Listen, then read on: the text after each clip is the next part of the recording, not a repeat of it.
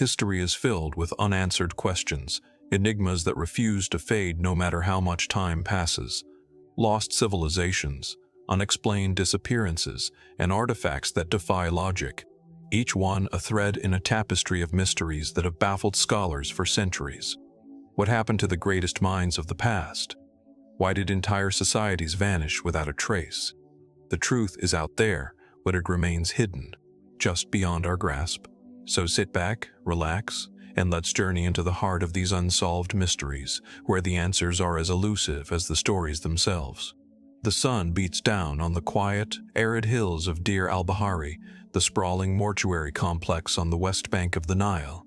This sacred site, nestled beneath the towering cliffs of the Theban Mountains, is most famous for the imposing temple of Queen Hatshepsut, one of the few female pharaohs in ancient Egypt's long history.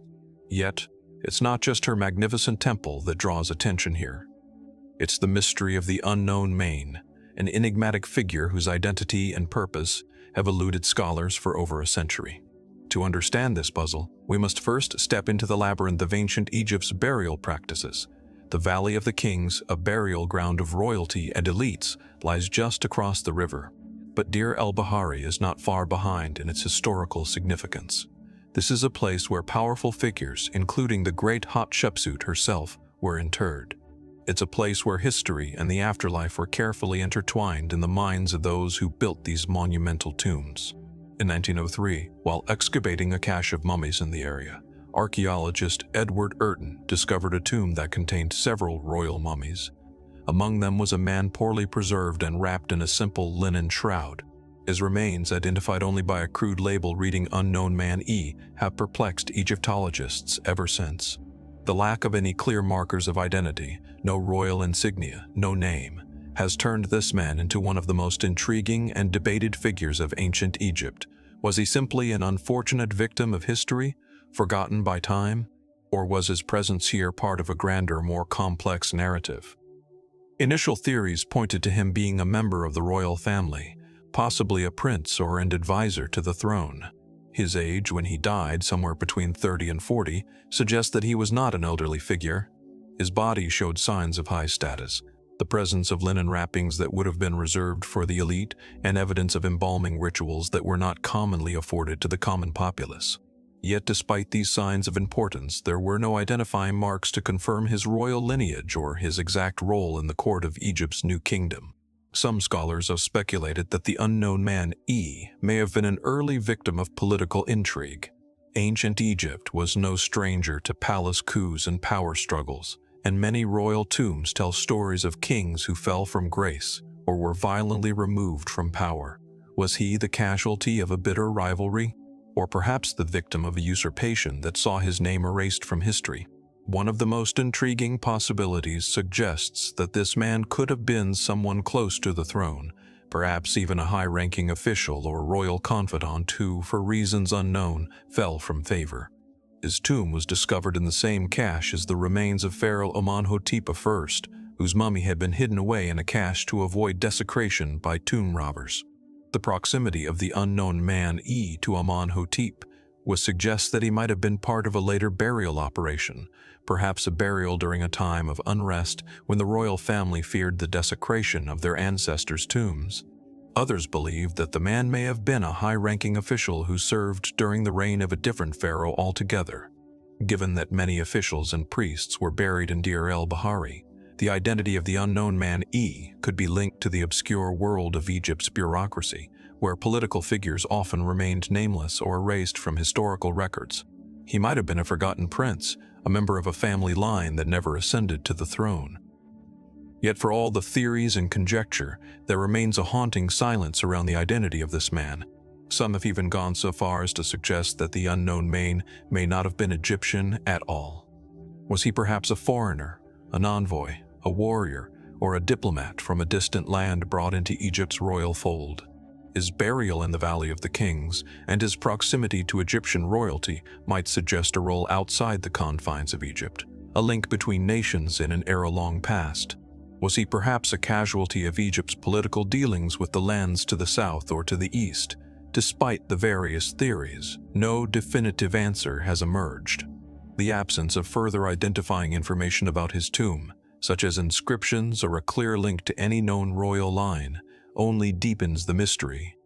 Was he simply someone who fell out of favor, his name erased in the wake of political shifts, or was his existence erased for another even more mysterious reason?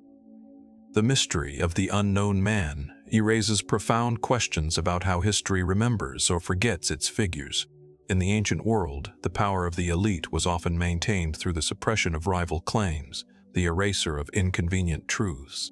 Could this man have been part of that great tradition of political erasure? And what of the tomb itself, its quiet, empty mystery? Could there be other unknown figures whose stories remain buried beneath layers of sand in time? As we stand in the shadows of the Grand Deir el-Bahari Temple, looking out at the endless desert, we are reminded that not all stories from the past are meant to be uncovered. Some, it seems, are meant to remain a mystery. The truth of unknown man may still be hidden, locked away by time, politics, and perhaps a desire to keep certain truths from reaching the light. Perhaps the greatest question of all is this: what else from the ancient world remains lost to history? Its story left untold, its name forgotten.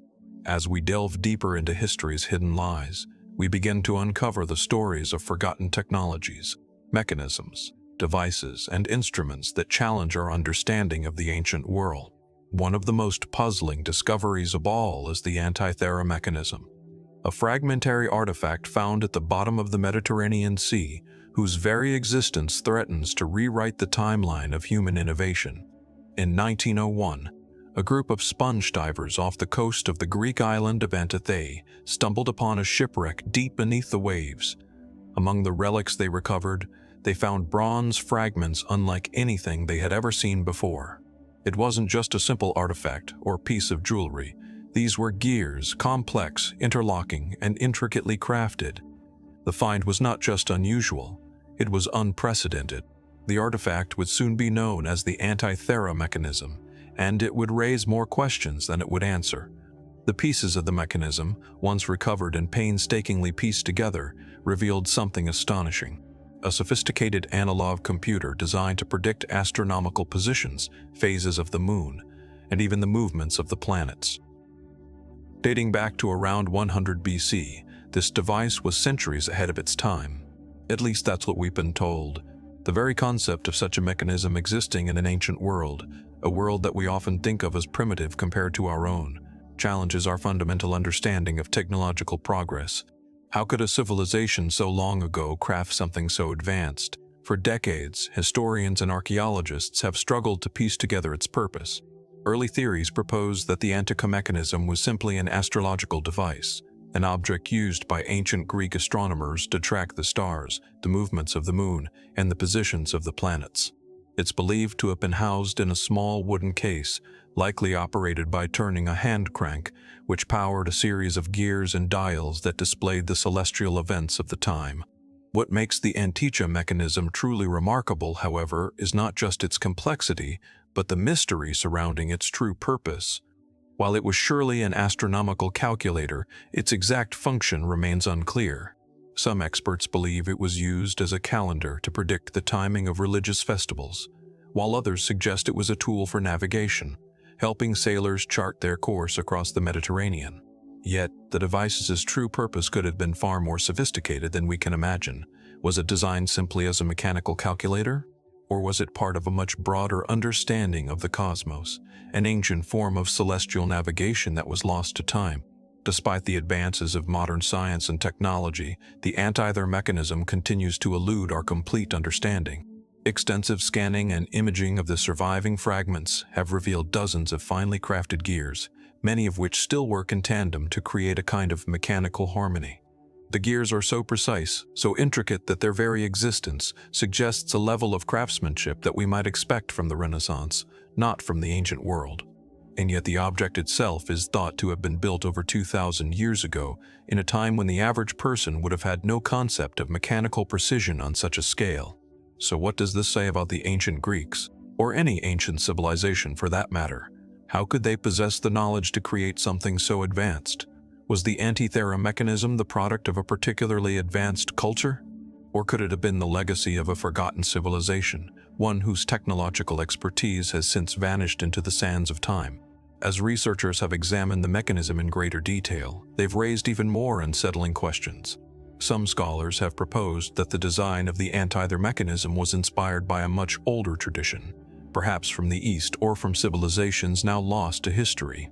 The device itself has elements that suggest knowledge of mathematics, astronomy, and mechanical engineering that we typically associate with much later periods in history.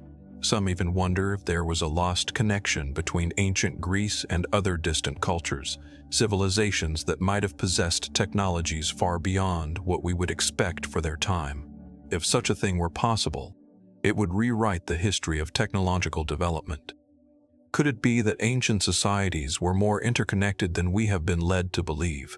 Or could the existence of the Antikythera mechanism suggest that humanity had access to knowledge we have since forgotten, a wisdom that was lost to the cataclysms of history, buried beneath centuries of war, political upheaval, and natural disaster? There is, of course, the possibility that we are overestimating the capabilities of ancient engineers, projecting our own understanding of technology onto the past. But the precision of the Antikythera mechanism, its design and its functionality demand a more nuanced explanation. This isn't a simple relic of a bygone era. It is a key to understanding a lost knowledge, one that is more complex and sophisticated than we have ever acknowledged. And then there is the matter of the missing pieces. The fragments we have today offer a mere glimpse of the original device, fragments that still harbor untold secrets. What was the full extent of the Antikythera mechanism's abilities? What knowledge was encoded into those gears that we have yet to uncover? It's possible that the missing pieces, the parts that were lost to time, the parts that have yet to be recovered, could provide the final piece of the puzzle. Could they unlock the true purpose of the device, or reveal an entirely new layer of mystery about its origins and use? As scientists and archaeologists continue to study the remaining pieces of the Antikythera mechanism, the unanswered questions only seem to multiply. What if we are only scratching the surface of a far deeper enigma? What might we find if we could recover the missing fragments of this ancient device? Or is it possible that the secrets of the Antikythera mechanism will remain locked away forever, leaving us to wonder about the true extent of ancient knowledge and the possibilities that may have been lost to time? The missing pieces of the Antikythera mechanism may hold the key to understanding a world far more advanced than we've ever imagined. Or they may only deepen the mystery of what has already been lost. As we continue our exploration of history's most elusive truths, we turn our attention to a mystery that stretches across the vast expanse of the Indian Ocean, a place where trade routes once flourished, connecting cultures, empires, and civilizations that spanned continents. Yet beneath the bustle of ancient commerce, there is a forgotten secret, a language lost to time, a trade language once spoken by sailors and merchants whose words echoed across the shores of Africa, Asia, and the Arabian Peninsula. Today, its traces are all but gone, but the questions surrounding its disappearance remain. Imagine the Indian Ocean, its warm waters stretching out in all directions, dotted with the islands and coasts of what are now Indonesia, India, the Arabian Peninsula, and East Africa. Centuries ago, this was the hub of one of the world's most extensive trading networks. A region where cultures collided, languages intertwined, and goods from spices to textiles, from ivory to gold, flowed in every direction. At the heart of this bustling exchange was a trade language, a lingua franca that facilitated communication between people who spoke no common tongue. A language so vital that without it, the trade routes may never have reached the heights they did. This language, scholars believe, was most likely a form of Pidgin or Creole, a simplified means of communication born from the necessity of trade. It would have been a blend of words from the many languages spoken along the shores of the Indian Ocean, each adding elements of their own tongue, creating a hybrid that could bridge the gap between cultures. It was a language of commerce, one designed for the practicalities of trade, not for the rich nuances of literature or poetry. Yet, despite its importance, this language remains largely unrecorded, its speakers largely anonymous. The mystery surrounding this lost trade language begins with its very existence. While records from ancient historians, travelers, and merchants often mention the bustling trade across the Indian Ocean, there is little mention of the actual language that facilitated it. The earliest recorded instances of the language, fragmented as they are, appear in inscriptions and maritime logs that suggest a spoken language in use. But there is no definitive evidence of its structure or full vocabulary. No texts or scrolls, no great works of literature, no preserved dialogues. What we are left with are only whispers of its existence carried through the accounts of those who sailed its waters. Some scholars suggest that this language was a tool of necessity, not one of cultural prestige. It may not have been written down because it was a practical utilitarian language that didn't need to be. The merchants who spoke it would have been more concerned with completing their transactions, moving goods, and navigating the trade routes than with preserving a linguistic legacy. Perhaps, too, it was constantly evolving, changing from one port to the next, altering its form to suit the needs of those who spoke it. What we can surmise is that it was an incredibly dynamic and fluid language designed for communication in the ever-shifting environment of global trade. Yet, as the centuries wore on, the need for such a language began to fade. With the rise of empires and the consolidation of power, new languages began to take root along the coasts of the Indian Ocean. Arabic, Persian, Tamil, and Swahili all became dominant languages of trade and culture, pushing the trade pigeon into the shadows. As new powers rose, the language of the merchants fell into disuse. Its speakers dispersed or absorbed into larger, more influential communities, and with its decline, the language slipped from memory, no longer needed, no longer spoken, and eventually forgotten. But was it truly lost? Some researchers believe that while the trade language of the Indian Ocean might no longer have a name, its legacy might still linger in the languages that emerged from it. Swahili, the lingua franca of East Africa, is often pointed to as a possible descendant of this ancient trade language. With its complex mixture of Arabic, Bantu, and Persian influences, it stands as a testament to the melding of cultures and languages that once thrived across the Indian Ocean. Could the current languages of the Indian Ocean hold the vestiges of this lost tongue? If so, then perhaps the language was never truly lost, only transformed, evolving over time as the trade routes shifted and new empires emerged. Another theory suggests that the trade language was actually a much older form of communication, one that existed long before the more commonly known languages of the region came into prominence. Could it have been an indigenous language spoken by coastal communities long before the first merchants arrived from far-off lands? This would imply that the trade language didn't just emerge in response to commerce. It could have been a linguistic bridge between long-established coastal peoples, their languages woven together in a shared tradition of exchange that had lasted for millennia. There is also the possibility that the trade language was much more widespread than we realize. Could it have reached parts of Southeast Asia, the Persian Gulf, or even the shores of China? The maritime Silk Road, which connected the East and the West, was an even more complex web of trade than many realize. If this trade language truly served as the glue holding disparate cultures together, what other corners of the world might it have touched? What other languages might carry traces of its influence? Perhaps the most perplexing question of all, though, is why such a vital language was left so poorly recorded. Why, in a time when great empires were building libraries and cataloging knowledge, was this trade language so deliberately erased from history? Was it simply a victim of its own practicality? A language that existed for a purpose and then faded away when that purpose no longer existed? Or could there have been forces at work, political, cultural, or even religious, aimed at silencing this language in favor of others that would better serve the interests of growing empires? The mystery of the lost trade language of the Indian Ocean remains unresolved. Whether its words were quietly absorbed into modern tongues, or whether they've truly vanished without a trace, we may never fully know. But what is certain is that it was a vital piece of the intricate web that connected ancient civilizations across vast distances. A language of the sea born from the need to navigate not just the waters of the Indian Ocean, but the shifting tides of human history itself. As we peer into the depths of history, the question lingers: what else have we lost to time? What other languages, cultures, and stories have been swallowed by the vast ocean of history, never to be heard again? The mystery of the lost trade language of the Indian Ocean might only be a small fragment of a much larger, still unfolding puzzle. From the distant shores of the Indian Ocean, we now turn to an island far to the east, a place where time itself seems to have frozen in a moment of isolation and mystery. Easter Island, known to its indigenous people as Rappawi, is a remote speck in the Pacific Ocean, famous for its giant stone statues, the moai, that stand as silent sentinels on the island's volcanic slopes.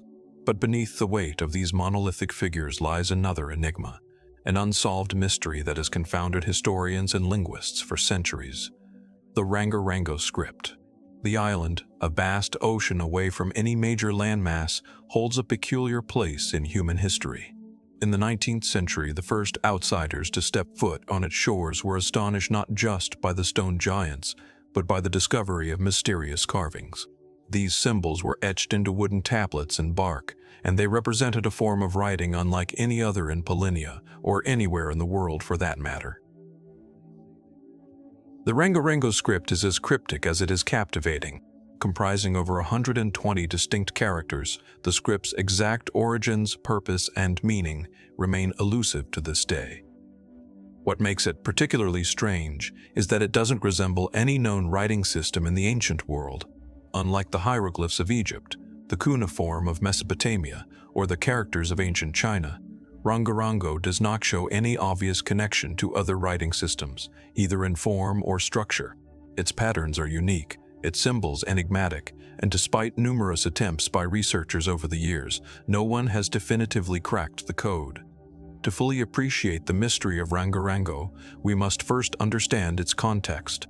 Easter Island was once a thriving civilization, home to a complex society that built impressive stone structures and developed advanced agricultural techniques. But as history would have it, by the time Europeans arrived, much of this civilization had already begun to unravel. What had happened to the once flourishing society of Rapa Nui? Was it a gradual decline, a result of environmental degradation and internal conflict, or was something more deliberate at play, an attempt to preserve knowledge in the face of collapse? The earliest known references to the Rangorango script date back to the mid-19th century, when European explorers arrived on the island. It's believed that the script was already in use long before this period, with evidence suggesting that it may have been developed around the 12th century AD. But here's the crux of the mystery. Despite the evident importance of the script, it was only ever recorded on a handful of artifacts. These tablets, primarily made of wood, were discovered in the 19th century, but most were destroyed or lost during colonial exploitation and neglect. One of the most puzzling aspects of Rangorango is that it appears to have been a script that was in use long after the island had been exposed to European contact. This raises an important question. How could such an isolated civilization, one that had already begun to decline, create and maintain a complex written system? And why, after its discovery by outsiders, did it seemingly disappear from the island's culture? As historians and linguists have worked to decode the symbols, several theories have emerged. One of the most widely accepted explanations is that the Rangorango script was a kind of mnemonic device, a way for the island's leaders or priests to preserve oral traditions, genealogies, and religious stories. Perhaps it was used to record important events or rituals, a means of keeping history alive in a society that had no formal written language. Some have even speculated that it was a form of propaganda used to solidify the power of the island's rulers by associating their lineage with divine or mythological forces. But then there's the question of why the script was so secretive. If it were simply a means of recording information, why wasn't it more widely disseminated? Why, for example, was it only carved onto wood materials that would degrade over time? And why did the island's later generations fail to preserve or continue using the script? There is a theory, one that borders on the speculative, that suggests Rangorango was not just a script, but a form of secret knowledge, perhaps even a form of written magic. Could it have been a way of encoding knowledge that was considered sacred or too powerful for ordinary people to understand? Was it meant to preserve esoteric wisdom from an earlier, perhaps even Prepinian civilization that had once inhabited the island? And what of the tablets themselves?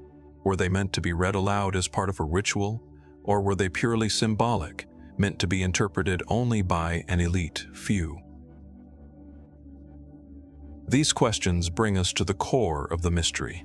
In the absence of further evidence, no historical texts, no corroborating sources, the answers remain speculative. The possibility that Rangorango was a form of esoteric knowledge or a lost language with a unique cultural significance is tantalizing. Some even suggest that the script could represent an ancient connection between Easter Island and other parts of the Pacific, or even with distant cultures like the Incas with whom the Rapa Nui may have had contact long before the arrival of Europeans. But perhaps the most unsettling question is one that haunts the study of Rangorango. Was it ever truly meant to be understood by us at all? The loss of so many of the original tablets, along with the suppression of the culture by European colonial powers, has left us with little more than fragments. And in the centuries since, the script has largely faded from the island's collective memory, its meaning lost in the sands of time.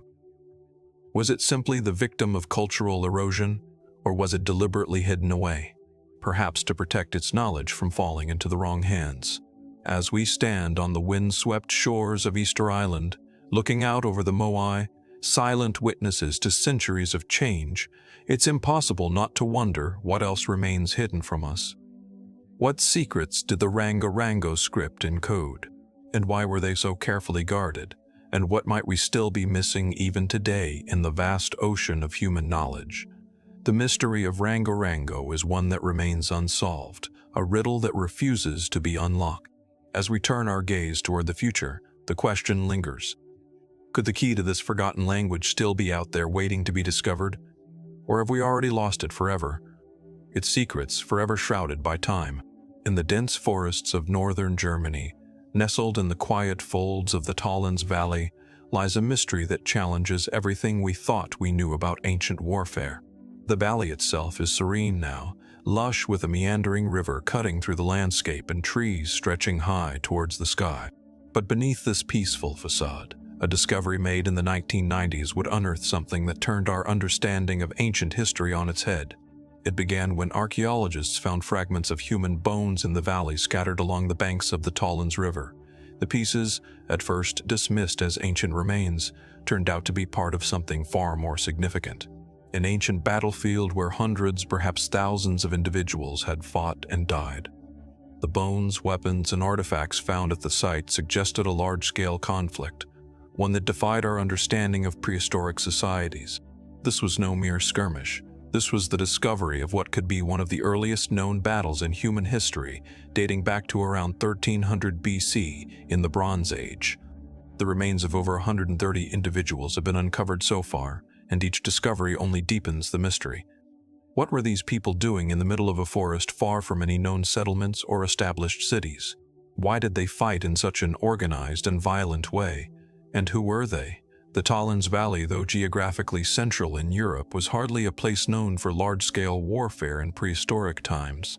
Most of our understanding of Bronze Age societies revolves around small, localized tribes, scattered and largely isolated. But the evidence here suggests something different. The scale of the conflict, the sophisticated weapons, and the brutal nature of the injuries point to an army, or at least a force of combatants unlike anything previously thought to exist in Europe at that time. The remains tell a violent tale. Many of the bodies found in the valley show signs of trauma, crushed skulls, broken bones, and puncture wounds from weapons like daggers and spears. Some of the individuals had been struck down while crossing the river, suggesting that the battle may have been fought in the very waters themselves.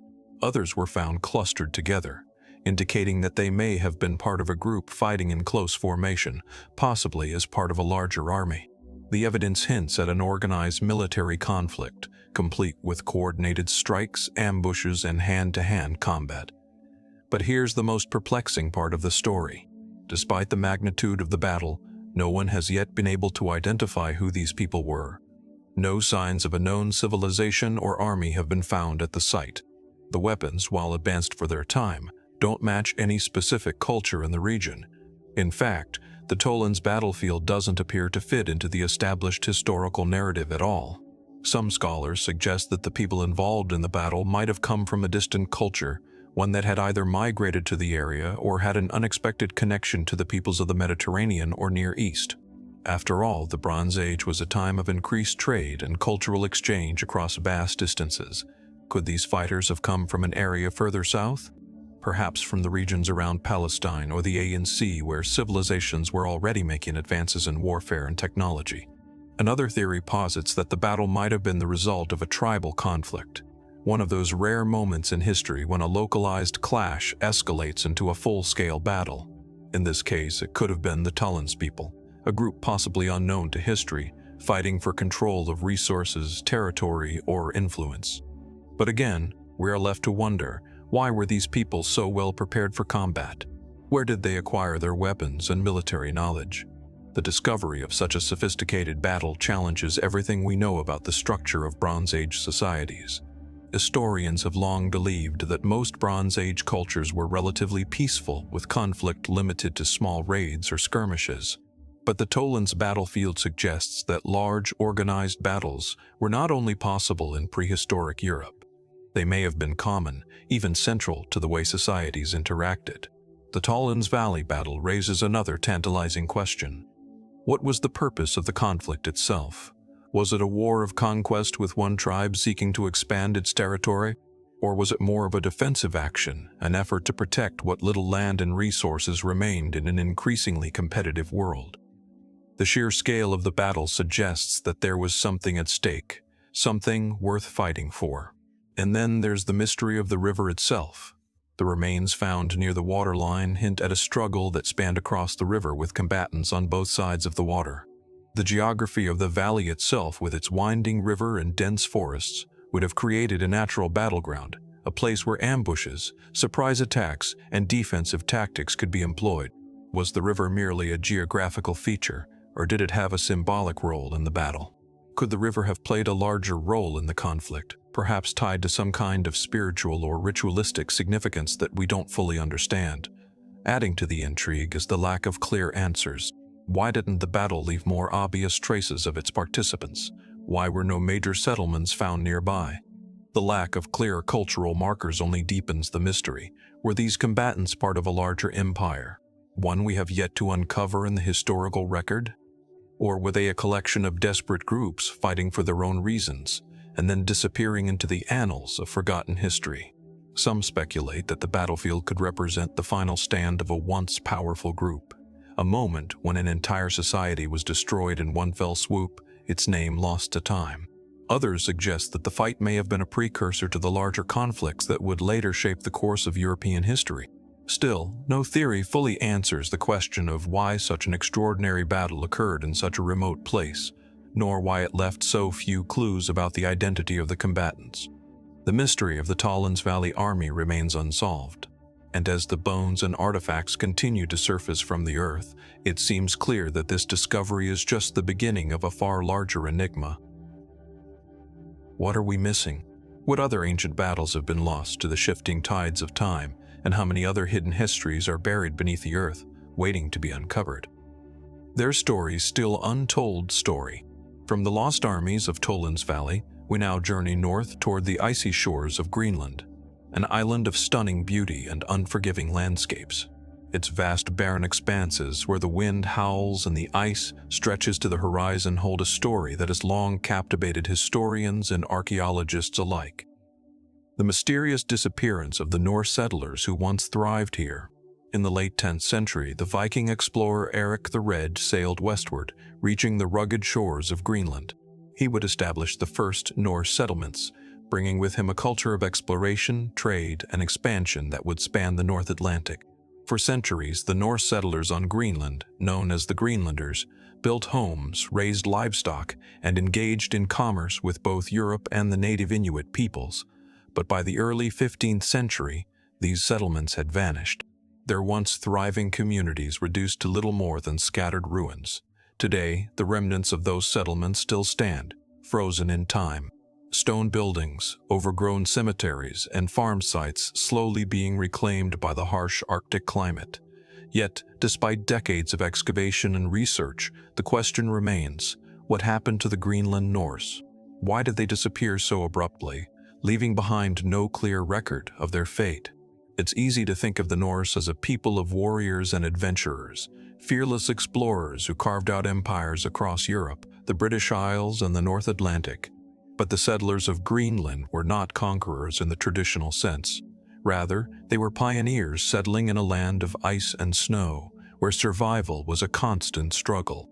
They built farms and established trade routes, particularly for the highly prized walrus ivory, which was in demand throughout medieval Europe. For a time, the Greenland Norse were successful, their settlements flourishing despite the challenges of the environment. Yet, as the centuries wore on, things began to change. By the 14th century, the Greenland settlements were in decline, and by the 15th century, they were abandoned altogether. The traditional explanation for their disappearance points to a combination of factors: a cooling climate during the Little Ice Age, economic collapse, and the growing isolation of Greenland from the rest of Europe. As the climate grew colder, crops failed, livestock perished, and the once thriving communities were left struggling to survive. Meanwhile, the rise of the Inuit culture in Greenland, who were better adapted to the harsh environment, may have put additional pressure on the Norse settlements. But as we dig deeper, the answers begin to unravel. The idea that the Norse simply disappeared due to climate change and isolation doesn't seem to account for all the evidence. After all, the Inuit, despite facing similar climatic challenges, managed to thrive in Greenland. Could the Norse have faced a more complex set of challenges than we've been led to believe? What other factors may have contributed to their abrupt disappearance? One of the most perplexing pieces of the puzzle lies in the archaeological evidence itself. While it is true that the settlements gradually dwindled, many artifacts such as church bells, tools, and weapons suggest that the Greenland Norse continued to engage in trade and maintain their culture well into the 14th and 15th centuries. In fact, some records indicate that Greenland was still a part of the European medieval world with regular contacts and trade missions to the island. Yet despite this ongoing trade and communication, the settlements were abandoned almost entirely without a clear record of why or how. In more recent years, a theory has emerged suggesting that the Norse settlers didn't disappear entirely, but simply integrated with the Inuit. Some historians propose that as conditions worsened, the Norse people skilled in agriculture and European ways of life may have sought out the Inuit, exchanging knowledge, goods, and even intermarrying. If true, this would mean that the story of the Norse in Greenland is not one of total disappearance, but of cultural assimilation, an eerie merging of two cultures, each of whom had learned to survive in a harsh and unforgiving environment. Yet the evidence for this theory remains thin. While there are some signs of interaction between the Norse and Inuit, such as shared hunting tools and artifacts, the degree to which the two groups coexisted or merged is unclear. Some researchers dismiss the idea of assimilation, arguing that the Norse were simply overwhelmed by the changing climate and isolation, while others suggest that the Greenlanders may have turned to internal conflicts or even a collapse of their social structure. Could the Norse settlers have simply given up, unable to adapt to the worsening conditions, and retreated into the icy wilderness? Another theory, one that borders on the speculative, is that the disappearance of the Greenland Norse was not due to environmental or social collapse, but to a more dramatic event, such as a violent conflict or even a catastrophic raid. Though there is little evidence to support this claim, some historians suggest that the Norse could have encountered a hostile force, perhaps from an unexpected source that led to the rapid demise of their settlements. Was there a final devastating attack from the Inuit or another group that wiped out the Greenland Norse in one fell swoop? Or did the settlers, desperate for survival, turn on each other, leading to a self-destructive conflict? The more we examine the disappearance of the Norse in Greenland, the more we realize how much remains shrouded in mystery. The traditional explanations, environmental collapse, economic decline, and social isolation, offer a plausible narrative, but they do not fully explain the abruptness of the disappearance. The Greenland Norse were not a people who simply faded into the cold Arctic night. They were a people who built settlements, maintained trade networks, and lived in one of the harshest environments on Earth. So why, after all their efforts, did they vanish without a trace? Perhaps the most haunting question lies in the absence of a clear record. The Norse, after all, were great record keepers, chronicling their journeys, their battles, and their conquests, and yet there is no written account, no final letter, no desperate plea for help, no chronicle of the end of their civilization. Instead, we are left with the eerie silence of abandoned farms, the ruins of churches, and the scattered remnants of a culture that once thrived on the edge of the world.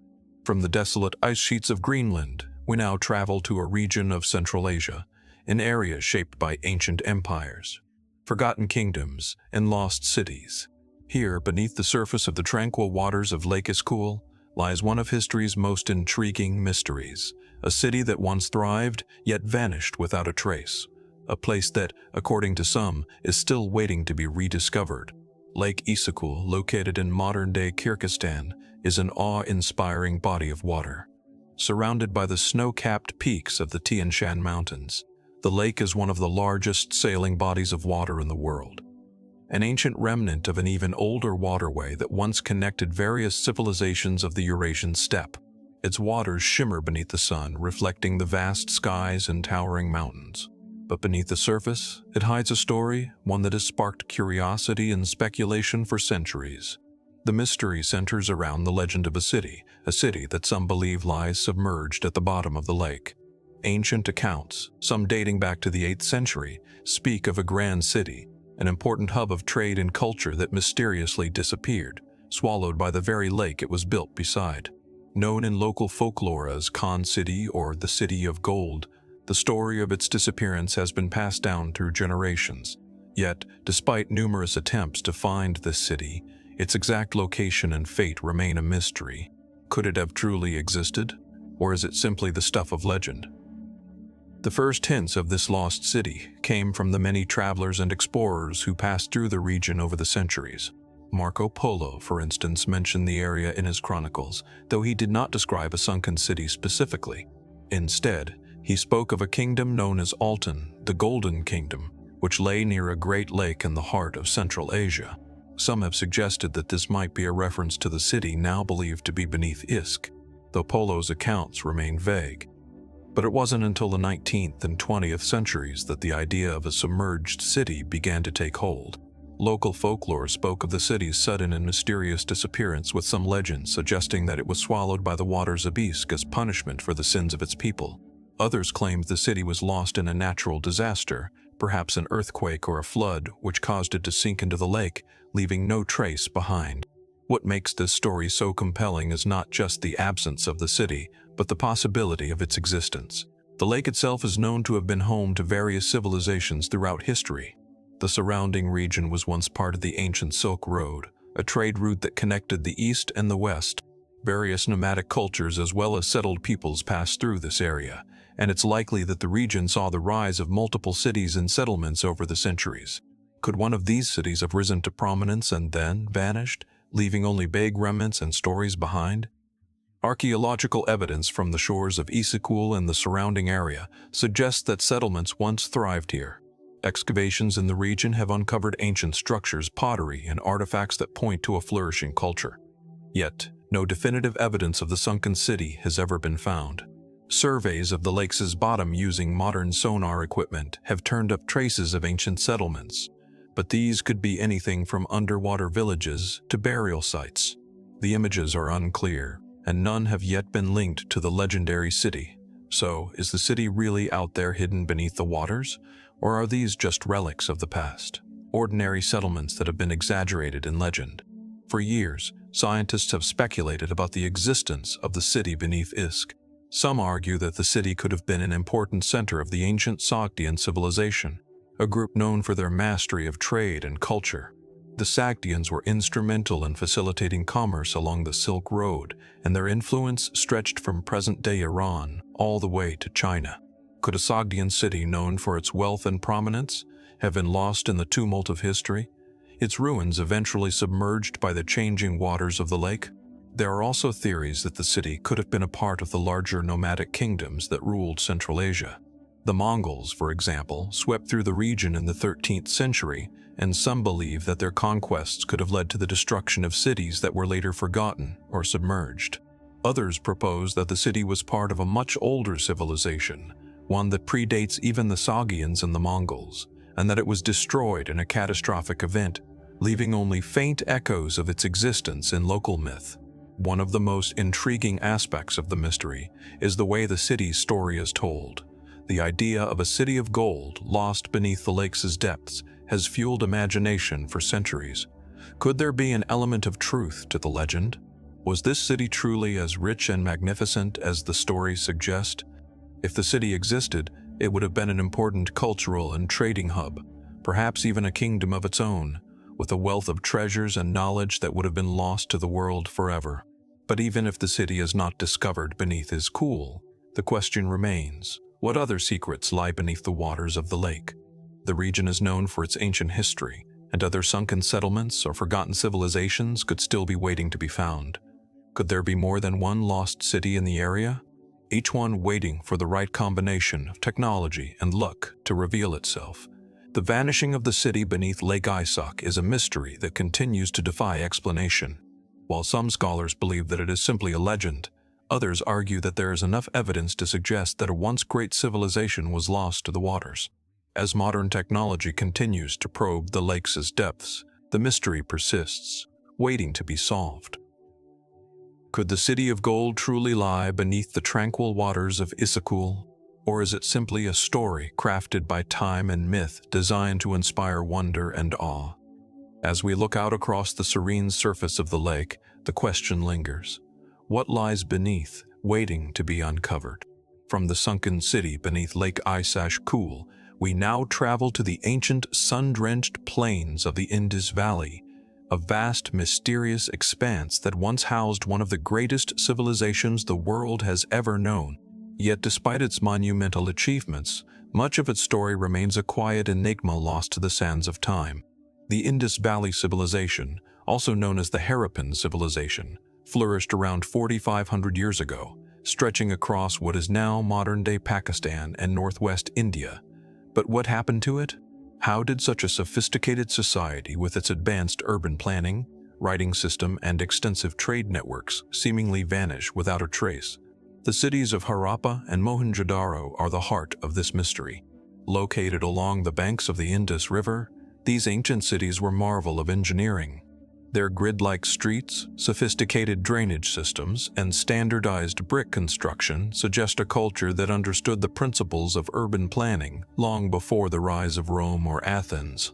The people of the Indus Valley also created a form of writing yet to be fully deciphered that adorned seals and pottery, hinting at a rich cultural and administrative life. They traded with distant regions from Mesopotamia to the Persian Gulf, and their craftsmanship in beads, pottery, and metallurgy was highly advanced. Yet despite these remarkable achievements, the Indus Valley civilization disappeared from the historical record with no clear explanation. By around 1900 BC, the once thriving cities were abandoned, their inhabitants seemingly vanishing into the shadows of history. The reasons for their sudden decline remain a subject of intense speculation, and the mystery of the silent years, the time between the civilization's flourishing and its disappearance, continues to haunt historians and archaeologists. What happened to the people of the Indus Valley? The most commonly cited theory is that environmental changes played a significant role in their downfall. Evidence suggests that the region experienced a series of climatic shifts, including a gradual decrease in rainfall, which could have disrupted the agricultural systems upon which the civilization relied. The once reliable flow of the Indus River may have shifted, leading to flooding or conversely to droughts. The Indus Valley cities built along the river's fertile floodplains would have been especially vulnerable to such changes. Could it have been the environmental collapse that led to the end of the civilization, forcing its people to abandon their cities in search of more hospitable lands? But while environmental factors certainly seem to have played a role, the mystery of the silent years is far from resolved. The disappearance of the Indus Valley civilization is not a story of a sudden catastrophic event, but of a gradual unraveling, an entire culture fading away with little to no record of why or how it happened. Unlike the Egyptians, whose hieroglyphs provide a record of their rise and fall, the Harappans left behind no written chronicles. Their writing system remains undeciphered, and no detailed historical records have been found to explain their demise. Some scholars suggest that the decline of the Indus Valley civilization may have been linked to the arrival of Indo-Aryan peoples, nomadic tribes who gradually migrated into the region from the steppes north of the Caucasus. These newcomers, with their distinct languages and cultures, may have displaced or absorbed the indigenous Harappan population, leading to the collapse of the cities. But while there is evidence of such migrations, it's unclear whether they were directly responsible for the civilization's downfall or simply part of the larger complex process of cultural change that took place over centuries. Another theory points to internal factors within the society itself. Was there political instability, social upheaval? Some researchers have suggested that the civilization's very success may have been its downfall as the cities grew larger and more complex. Could there have been a breakdown in governance or social order? The uniformity of the Harappan cities, suggesting a highly centralized system of control, might have been vulnerable to internal strife, making it susceptible to decline. However, one of the most intriguing and speculative ideas about the Indus Valley's disappearance involves the notion of an outside invasion. Unlike the Egyptians or Mesopotamians, the Harappans left behind no accounts of warfare or invasions, and their cities show little evidence of violent destruction. In fact, many of the cities were abandoned relatively peacefully without signs of battle. Still, some theorists have proposed that a foreign invasion, perhaps from the Central Asian steppes or from regions further west, could have played a role in the collapse. Could the Harappans, so advanced in their engineering and trade, have been overwhelmed by a force they were not prepared for?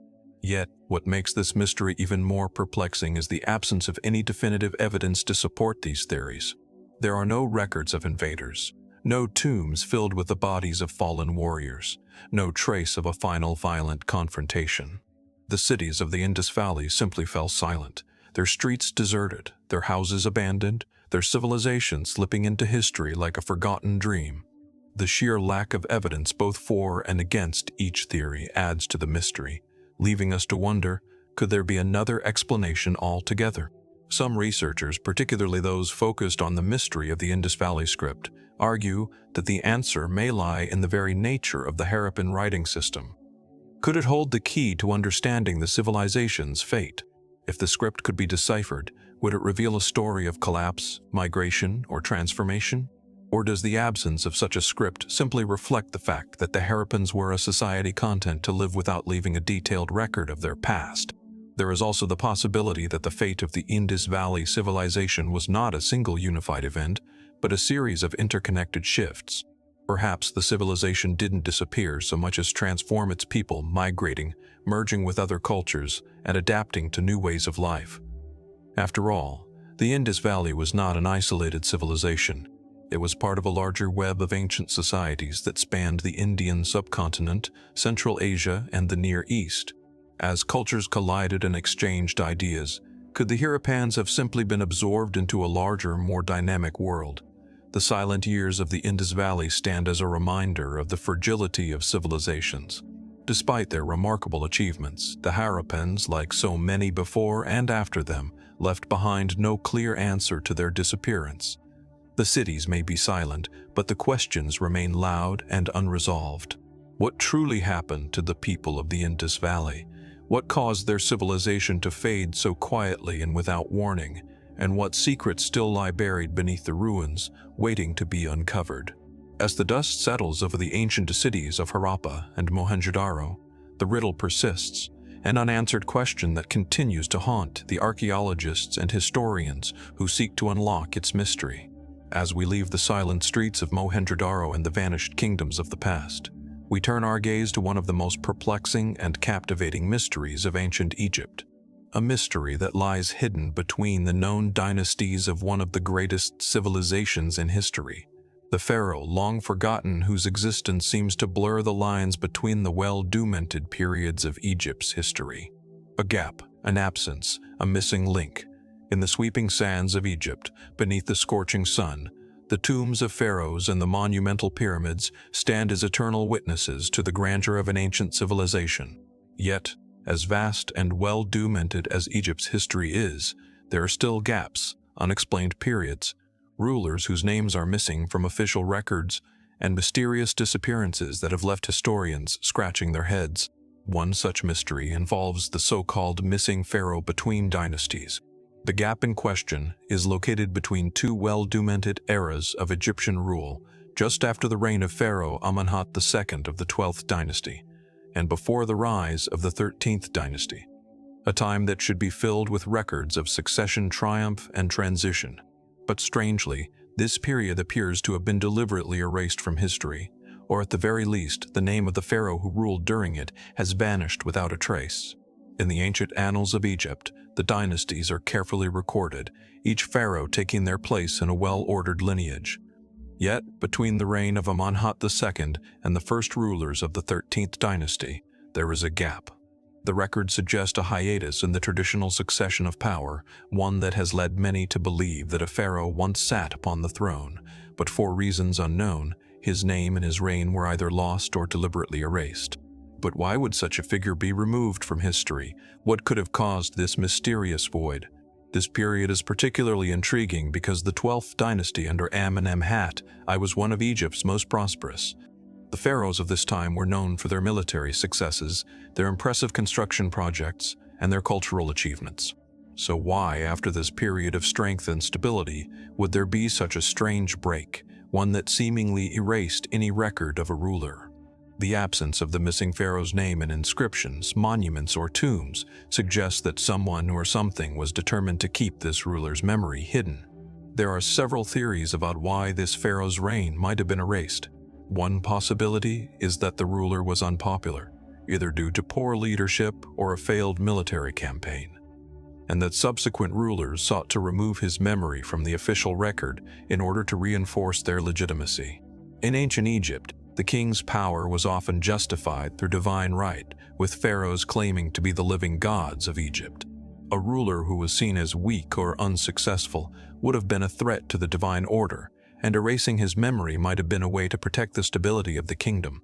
Another theory posits that this missing pharaoh may have been part of a short-lived dynasty or regime that was overthrown or replaced in a violent coup. In this case, the eraser could be a result of political maneuvering, with the new rulers wiping out any trace of their predecessors in order to cement their own power. The fact that this gap falls between two well-established dynasties during a period of relative peace and prosperity suggests that the events of this time may have been deeply political, a time of turmoil that we are only now beginning to understand. Yet another possibility is that this missing pharaoh was deliberately erased due to religious or ideological reasons. During the reign of the 12th dynasty, Egypt was undergoing significant religious and cultural changes. New gods were being introduced, old traditions were being questioned, and power was shifting between different factions of the priesthood. Could it be that the missing pharaoh's reign was tied to a particular religious movement that was later rejected by the ruling elite? If so, erasing the ruler's name from history would have been an effective way to eliminate the influence of a possibly heretical figure and restore the dominance of the more traditional religious orders. For decades, scholars have debated the existence of this elusive pharaoh. Some believe that the gap in the records may not be the result of deliberate erasure, but rather of incomplete or lost documentation. Egypt's climate, with its constant shifting sands and the ravages of time, has caused many ancient texts and monuments to decay or disappear. Could it simply be that the evidence of this pharaoh's reign has been lost to time rather than intentionally destroyed? In the absence of written records, archaeologists have turned to other sources of evidence to uncover the truth. Excavations of tombs and monuments from this time have yielded fascinating but incomplete clues. Some inscriptions, which appear to date from the time in question, hint at the existence of a ruler whose name is obscured or partially damaged. Yet, despite extensive research, no definitive evidence has emerged to confirm the identity of the missing pharaoh. There is also the possibility that the lost pharaoh might have left no physical trace at all. Could it be that he was a figure whose reign was largely symbolic, perhaps a ruler whose power was less focused on military conquest or monumental building projects and more on maintaining peace and diplomacy? In this case, he might have been overshadowed by the grander figures around him, and his reign would have been quietly forgotten by history. Despite the intrigue and the many theories surrounding the missing pharaoh, the mystery remains unsolved. What happened to this ruler, and why has his name been lost to the ages? Was he truly erased by his successors? Or has history simply failed to record his reign accurately? The gap between the 12th and 13th dynasties continues to provoke questions that have yet to be answered, leaving us with a puzzle that may never be solved. As we examine the rich tapestry of Egyptian history, we are reminded that even the most well-documented civilizations hold secrets. The story of the missing pharaoh is a quiet reminder that there are still corners of history we have yet to illuminate, and that the past, no matter how carefully preserved, always has shadows waiting to be uncovered. What might be hidden in these gaps waiting for the right moment to surface? Only time will tell.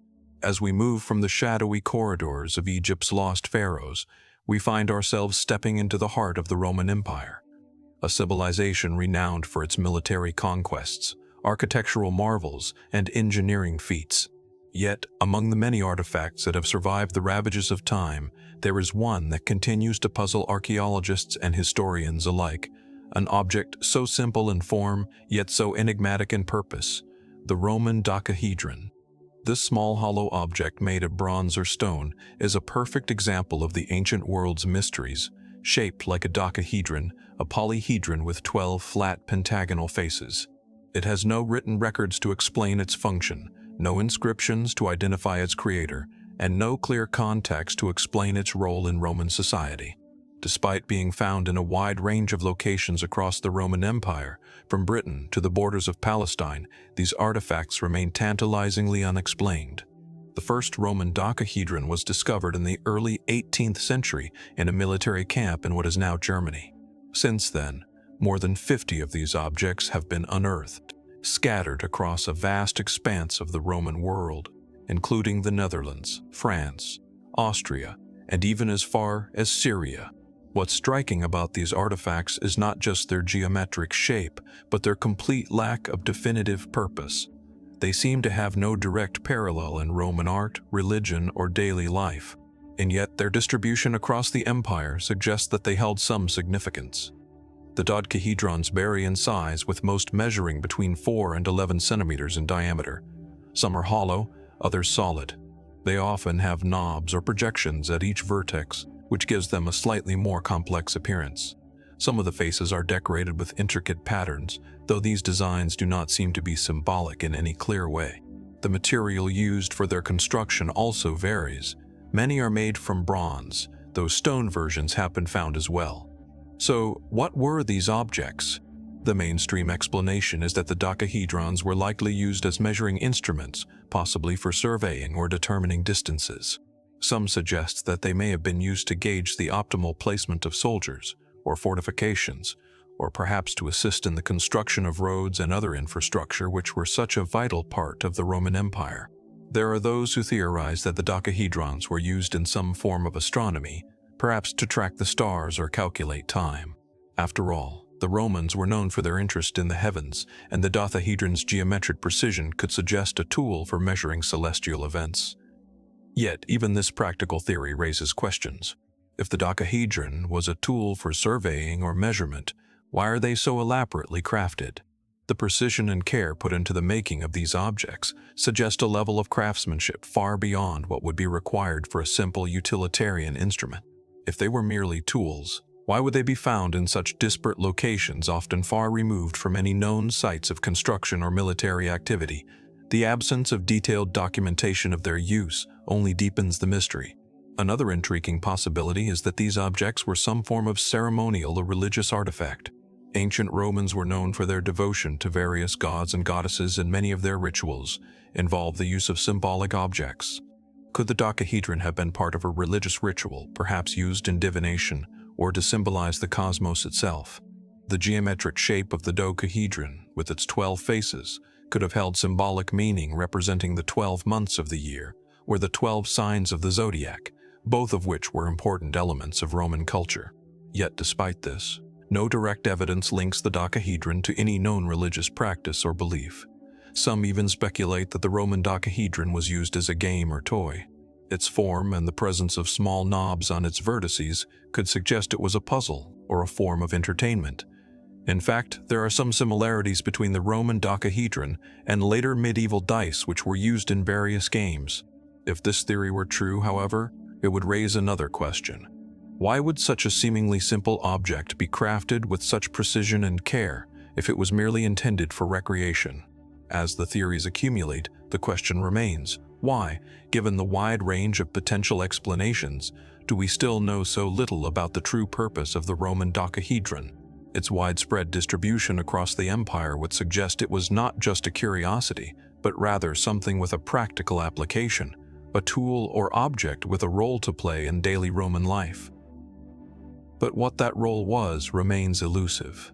A more speculative theory posits that the Roman dodecahedron was something far stranger, an object of alien origin. The idea that the Romans possessed knowledge of advanced geometry or technology beyond what we would expect for the time has sparked the imaginations of those who believe in extraterrestrial involvement in ancient history. While this theory is highly controversial and lacks any concrete evidence, it is an example of how the dodecahedron continues to inspire creative thinking about the past.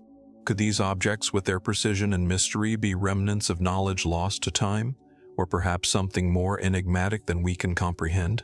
As with many artifacts from the ancient world, the Roman dodecahedron challenges our understanding of the past. Its mystery deepens as more are discovered with no clear answers emerging. Was it a tool of science or surveying, a religious symbol, a toy or game, or something else entirely? The absence of definitive answers means that, much like the missing pharaoh between dynasties or the lost city beneath Isak, the Roman dodecahedron remains an object that sparks wonder and curiosity, leaving us with more questions than answers. Could it be that the Romans, with their vast empire, left behind clues that are still waiting to be decoded? The dodecahedron is a silent witness to that history, its purpose as elusive as the empire that crafted it. As we delve deeper into these ancient mysteries, we are reminded that history is often more complex and enigmatic than we might wish it to be. What if the answers to these questions are hidden in plain sight, waiting for us to finally understand? The Roman dodecahedron, like so many other ancient artifacts, remains a testament to the fact that there is still much to learn from the past. As we leave the shores of the Roman Empire and the hidden mysteries of the ancient world, we turn our attention to the vast Pacific Ocean, a vast expanse of water so enormous it has long been considered the final frontier for many of the world's ancient civilizations. The islands that dot this ocean, often isolated and remote, seem to hold secrets that challenge our understanding of ancient navigation and the human spirit of exploration. Among the greatest of these mysteries are the Polynesian return voyages, a story that has been lost to time yet whose echoes can still be heard today. The Polynesian islands are scattered across a vast region of the Pacific Ocean stretching from the Mauritius to Easter Island, from Hawaii to New Zealand. The sheer size of this area, over 10 million square miles of ocean, makes it seem like a place that could never have been fully explored or navigated by ancient peoples. And yet, over 1,000 years ago, the Polynesians did exactly that. They traversed this immense ocean, discovering and settling on islands far from their original homeland. But even more remarkably, they accomplished this feat without the aid of compasses, maps, or modern navigational tools, using only the stars, ocean currents, and the wind as their guides. What is perhaps even more intriguing is the story of the Polynesian return voyages, a tale that speaks to the mystery of lost navigation routes and the forgotten paths between islands that were once well known but are now obscured by the passage of time. These return voyages, which brought Polynesians back to their islands of origin, have remained a subject of fascination and debate among historians and anthropologists. Were these journeys intentional, or were they the result of a series of chance events? Did they involve a form of navigation that has been lost to history? Or were they simply part of a larger, more complex system of exploration that the Polynesians once mastered? The Polynesians were without question some of the greatest navigators the world has ever known. They built double-hulled canoes which were capable of long oceanic voyages and developed sophisticated systems of navigation based on the stars, wind patterns, and the movements of ocean currents. By studying the night sky, they were able to plot their course across thousands of miles of open ocean, finding their way to distant islands with remarkable accuracy. This navigation was not simply a matter of sailing from one point to another. It was a deep, intuitive understanding of the natural world that allowed them to read the ocean like a map, understanding the subtle signs that would guide them home. But it is the story in the return voyages that adds an additional layer of mystery to their accomplishments. The Polynesians settled many islands across the Pacific, and in the process they created distinct cultures and societies on each of these islands.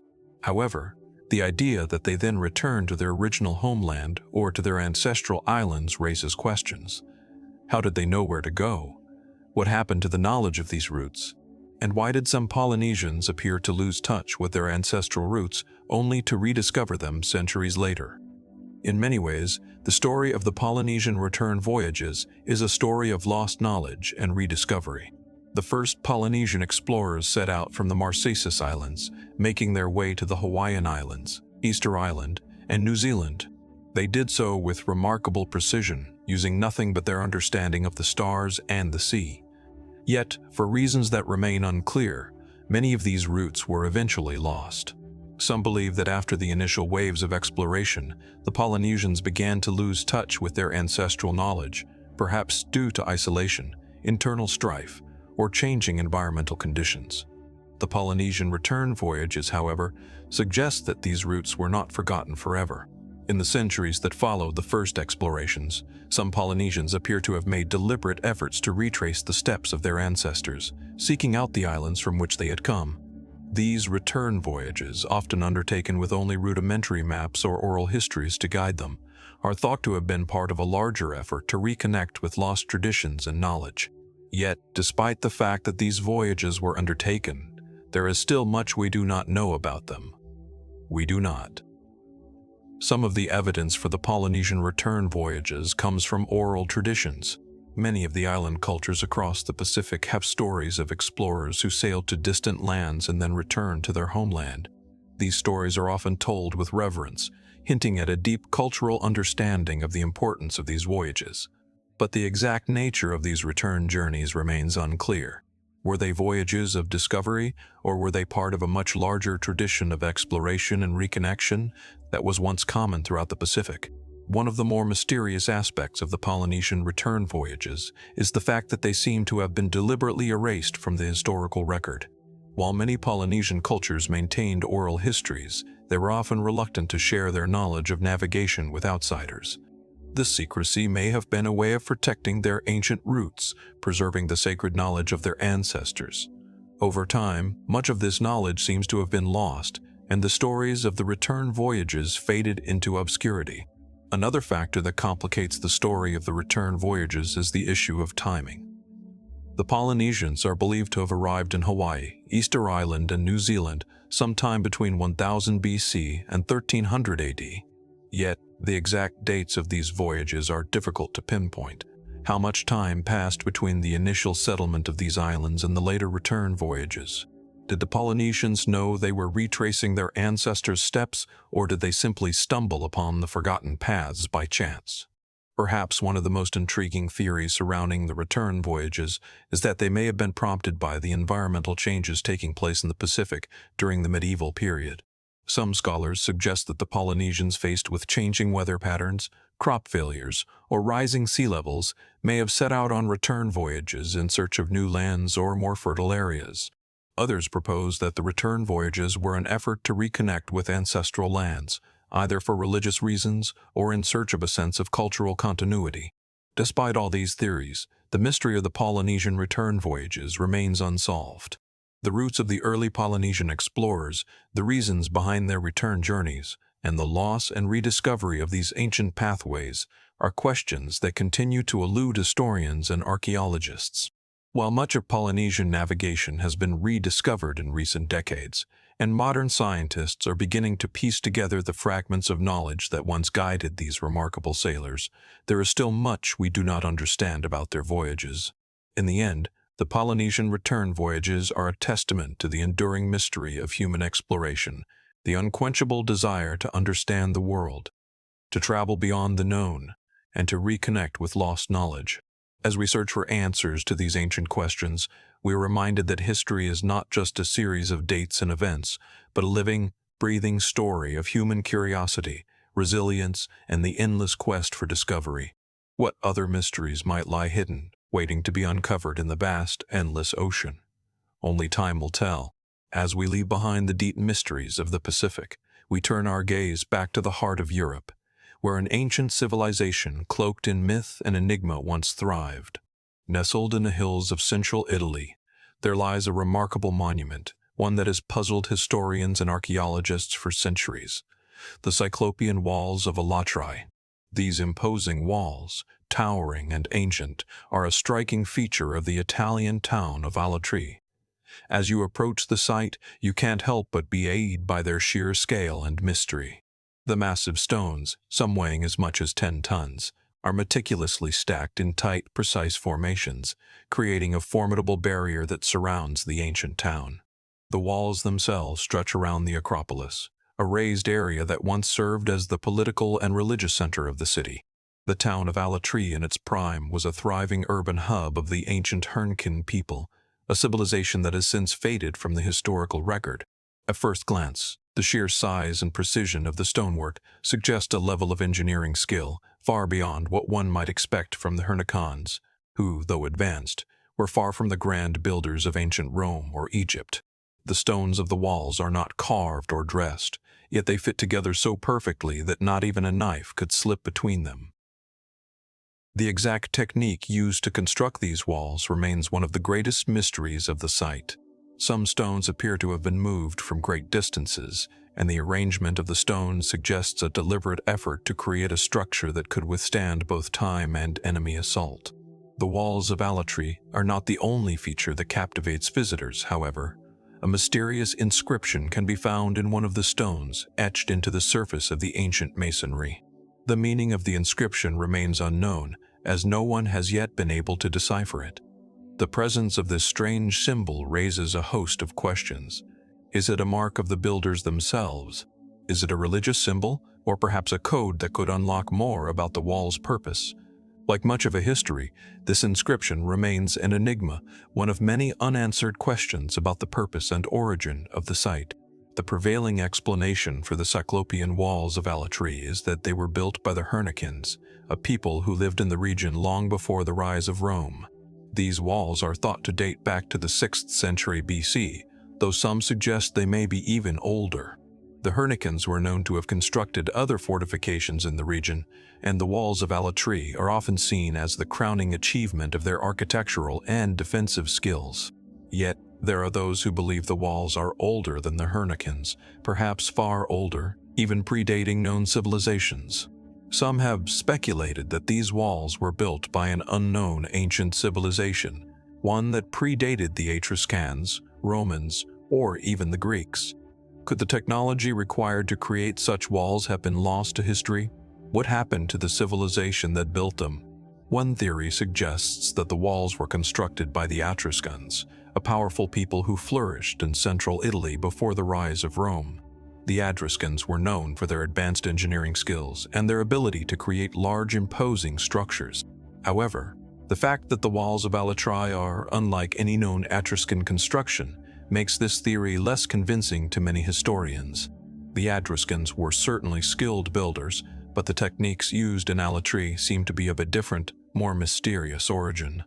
Could the walls of Alatri be the work of a lost civilization, one that vanished long before the rise of Rome? The idea that the site was constructed by a civilization older than the Etruscans, one whose knowledge of stonework and engineering was far more advanced than we have been led to believe, has captivated the imaginations of many.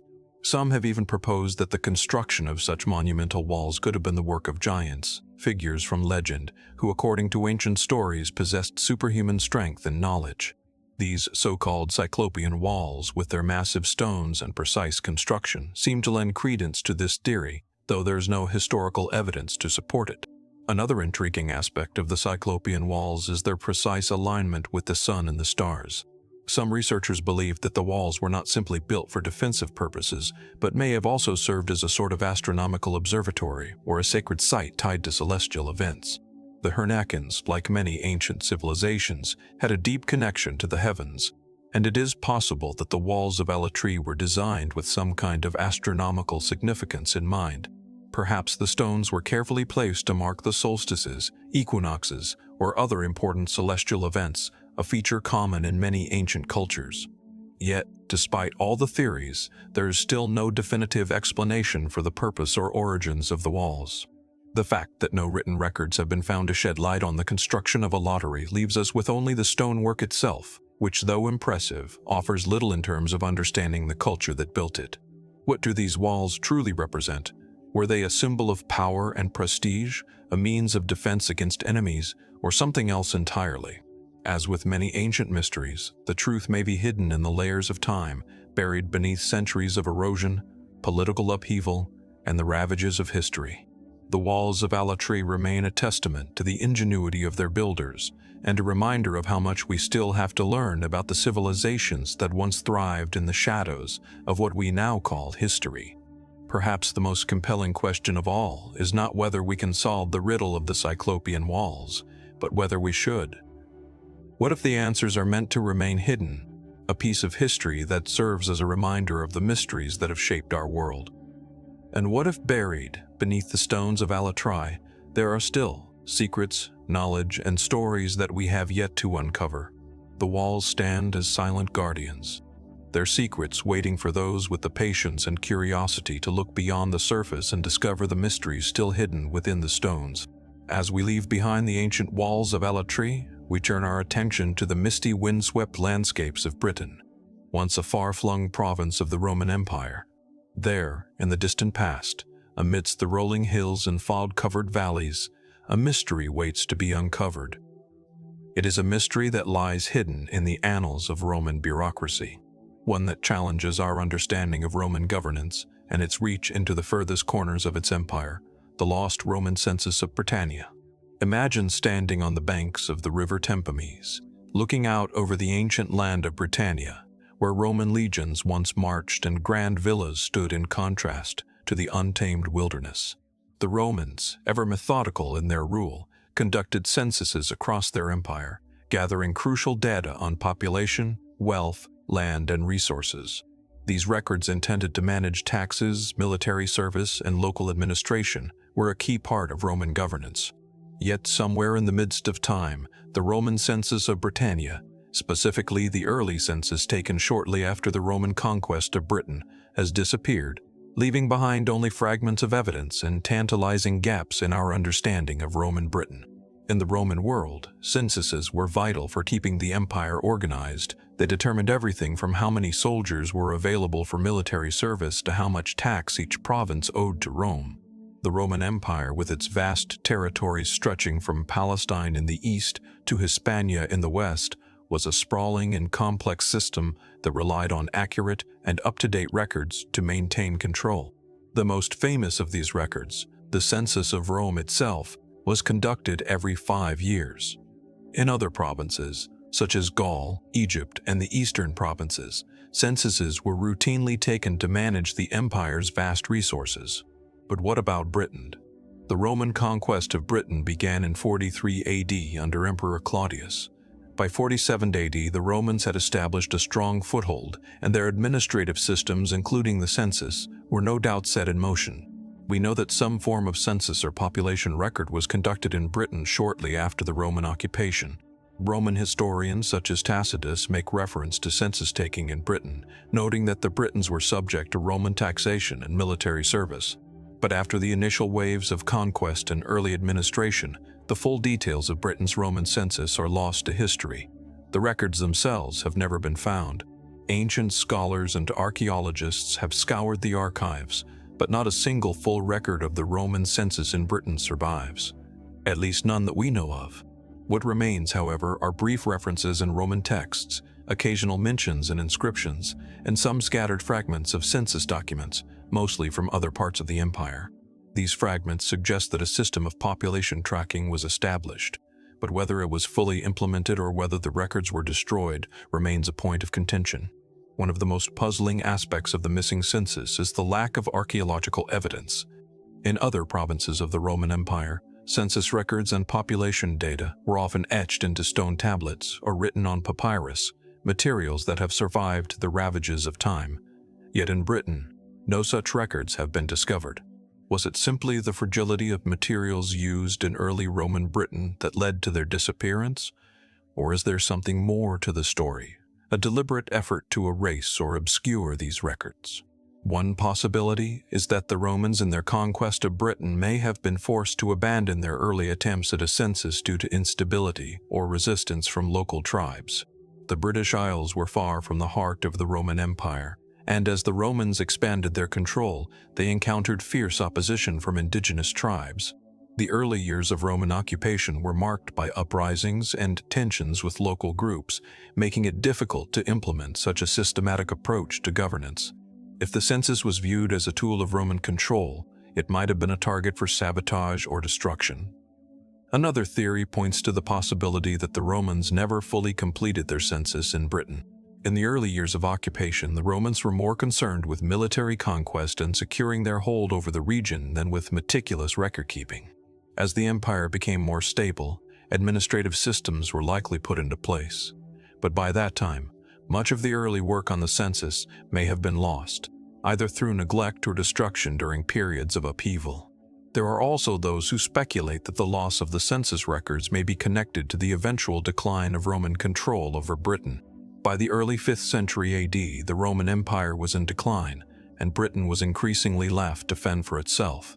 As Roman power in the region weakened, so too did the administrative systems that had been put in place. It is possible that the census records, along with many other documents of Roman Britain, were abandoned or destroyed as the empire pulled back from the province. This would account for the lack of surviving documents, leaving only the vague references in the historical texts. Perhaps one of the most intriguing ideas is the suggestion that the lost census is not a result of neglect or destruction, but of something far more deliberate, a cover-up. Could it be that the Romans intentionally erased their early census records in Britain, hiding the true nature of their conquest or the scale of their early settlement? Some fringe theories propose that the early Romans in Britain were much more brutal than traditional history suggests, and that the census was hidden to obscure the extent of their violent occupation. While there is no concrete evidence to support such claims, the idea of deliberate historical erasure adds another layer of intrigue to this mystery. And then there is the possibility that the Roman census records never existed in the first place, or that they were never intended to be comprehensive. Perhaps in the chaotic early years of conquest, the Romans did not attempt to take a full census at all. They may have relied more on local leaders or tribal systems to administer taxes and conscript soldiers, leaving the more formal census process to be implemented at a later date. The lack of a single unified record for Roman Britain might then be explained by a system that was more decentralized, focused on individual settlements and regions rather than a unified census. So what happened to the lost Roman census of Britannia? Why, after centuries of Roman rule, do we find ourselves with only hints and echoes of what might have once been one of the most important administrative documents in the Roman Empire? The mystery of the lost census is one that remains unsolved, leaving us with far more questions than answers. Was it destroyed in the turmoil of early Roman occupation? Was it abandoned as the Roman Empire's hold over Britain slipped away? Or was it concealed for reasons that history has yet to reveal? Like so many other mysteries of the ancient world, the answer may never come. Yet the absence of these records speaks volumes in itself. What else may lie hidden in the mists of time, waiting to be uncovered? What else might be lost or intentionally erased from history's official narrative? Only time, and perhaps a stroke of archaeological luck, will tell. Luck, as we transition from the fog-covered hills of Roman Britain to the arid, wind-swept plains of southern Peru, a different kind of mystery awaits. Here, amidst the barren landscape, lies one of the most perplexing and enduring enigmas of the ancient world, the Nazca Lines. These vast and intricate geoglyphs etched into the earth by the Nazca civilization over 2,000 years ago continue to captivate and mystify those who study them. What could have possessed these ancient people to create such a precise and intricate work, and how was it done with such astounding accuracy? The Nazca Lines are a series of giant geometric patterns and animal figures, carved into the desert floor, stretching over an area of approximately 450 kilometers. The lines, which are most visible from the air, depict a wide range of shapes from simple straight lines and triangles to complex representations of animals like monkeys, spiders, and hummingbirds. The scale of these designs is simply staggering. Some of the lines stretch for over 1,200 feet, while the largest figures can be as long as 1,000 feet. But what makes these geoglyphs even more remarkable is the precision with which they were created, despite the fact that the Nazca people did not have the technology to view the designs from above.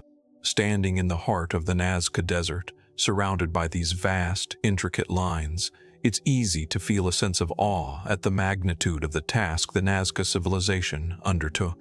How could a people without aerial views or sophisticated surveying equipment create such large-scale artwork with such precision? And why? The answers are as elusive as the geoglyphs themselves, which remain etched into the earth like a cryptic message left behind by a long-gone civilization. The mainstream explanation for the Nazca Lines suggests that they were created for ritual or religious purposes. Some scholars believe that the lines were part of a sacred landscape meant to be walked by the Nazca people as they performed religious ceremonies. The figures, it is hypothesized, may have represented gods or supernatural beings, and the lines themselves may have been pathways or symbols meant to connect the earthly realm with the divine. This idea is supported by the fact that many of the lines align with astronomical phenomena such as the solstices, suggesting that the Nazca people may have used the geoglyphs as a form of astronomical calendar or as markers for ceremonial events tied to the cycles of the sun and stars. However, the religious explanation does not fully account for the vast complexity and the sheer scale of the lines. Some researchers have proposed that the Nazca Lines were created as a form of large-scale visual art meant to be seen only by the gods or by spiritual beings from the heavens. If this was the case, it raises further questions. How did the Nazca people with no known ability to fly or even elevate themselves above the desert floor conceive of designs that would be visible only from great heights? And how did they execute the lines with such precision? Especially considering that the desert environment with its extreme heat and shifting winds would have made such large-scale projects difficult to carry out. One of the most compelling theories is that the lines were created using an ancient form of geometry or surveying techniques that have since been lost to history. It is conceivable that the Nazca people, through careful observation of the stars, the earth, and the sky, developed a system of measurement that allowed them to create these designs with extraordinary accuracy. The ability to align the lines so precisely with celestial events like the rising and setting of the sun and stars suggests that the Nazca had an advanced understanding of astronomy and geometry. Yet there is no definitive evidence of how they might have achieved this. Some fringe theories propose more unconventional explanations, such as the idea that the Nazca Lines were created by extraterrestrial beings. According to this hypothesis, the precision of the lines and their alignment with the stars are too perfect to have been created by human hands alone. The theory suggests that the Nazca civilization was either directly influenced by or in contact with beings from another world who provided them with the knowledge and technology necessary to construct these incredible geoglyphs. While this idea is highly speculative and lacks concrete evidence, it continues to capture the imagination of those who seek to explain the lines in a way that transcends human capabilities. Others have suggested that the Nazca Lines were a form of ancient communication meant to be seen from the sky by passing travelers or visitors. In this view, the lines might have functioned as a type of message or signal, intended to convey important information such as directions, tribal boundaries, or even warnings. The desert landscape with its vast emptiness and lack of other landmarks would have made such visual markers incredibly important for navigation. Could the Nazca Lines have been part of a much larger network of geoglyphs connecting different tribes or civilizations across the region? Or were they simply isolated works of art meant for the gods alone? Yet, even with all these theories, the true purpose of the Nazca Lines remains elusive. The fact that they are still visible after thousands of years, preserved in the dry desert climate, only adds to their mystique. How did the Nazca people maintain such precision over such vast distances? Did they use simple tools, or was there a more advanced method at work? And why have these lines, so expertly crafted and so clearly intended for something beyond mere decoration, remained largely unexplained for so long? The mystery of the Nazca Lines speaks to something deeper, something more fundamental about human curiosity and the desire to leave a mark on the world. The Nazca people may have created these geoglyphs not simply to serve a practical purpose, but to connect with something greater, whether it was the heavens, the gods, or the very earth beneath their feet. As we look at these ancient lines stretching out across the desert like the traces of a forgotten dream, we are reminded of how little we truly know about the cultures that came before us. Perhaps the most haunting question of all is not what the Nazca Lines were meant to represent, but who the Nazca people were and why their creations still resonate with us today. Could it be that these lines were more than just geographical markers or religious symbols? Could they be an invitation to remember a civilization whose knowledge and achievements have been largely forgotten? What hidden truths might still lie buried beneath the shifting sands of time, waiting for us to uncover? And what other mysteries remain just beyond the horizon, waiting for those brave enough to seek them out? The Nazca Lines, like so many ancient wonders, are not merely a relic of the past. They are a riddle, a puzzle that continues to captivate and intrigue. And as we stand at the edge of this mystery, we are reminded that in the vast tapestry of human history, there is still so much we have yet to understand. Yet, as we continue our exploration through history's deepest mysteries, we arrive at a place that seems almost too surreal to believe. A town swallowed by the sea, a place where, in the blink of an eye, an entire community vanished, leaving behind nothing but whispers of its existence and a haunting question that has echoed through the centuries. What happened to Rungel? Nestled on the marshy shores of the North Sea, Rungel was once a prosperous town, thriving as a center of trade in the 13th century. Located in what is now the North Frisia region of Germany, Rungel's wealth came from its bustling port, its fertile lands, and its strategic position on the edge of the marshes that stretch across the coastline. The town was known for its impressive buildings, rich culture, and a strong sense of independence. Its success, however, would be its undoing. The exact location of Rungholt is now lost to history, but we know from historical accounts that it was once a thriving center of commerce. Merchants and traders from all over Europe would come to the town to exchange goods, and the inhabitants of Rungholt with their fertile land were well known for their agricultural expertise. The town had its own church, a bustling marketplace, and was surrounded by dikes and seawalls designed to protect it from the encroaching waters of the North Sea. But in the year 1362, everything changed. On a single fateful night, a catastrophic storm hit the North Sea, one of the most violent and destructive the region had ever known. The storm, now known as the Grotto Undranki, or Great Drowning of Men, unleashed a series of massive tidal surges that overwhelmed the town's defenses. The seawalls, which had stood for centuries, were no match for the fury of the storm. And just like that, Rungholt was gone. The town, along with its buildings and its people, was swept away by the surging waters. It vanished beneath the waves in a matter of hours. Or did it? Despite accounts of the destruction, the exact fate of Rungholt remains unclear.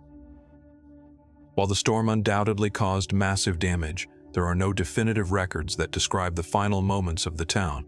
No survivors' accounts, no last-minute warnings. The town simply disappears from the historical record after the storm, leaving only vague references in medieval texts and a mystery that endures to this day.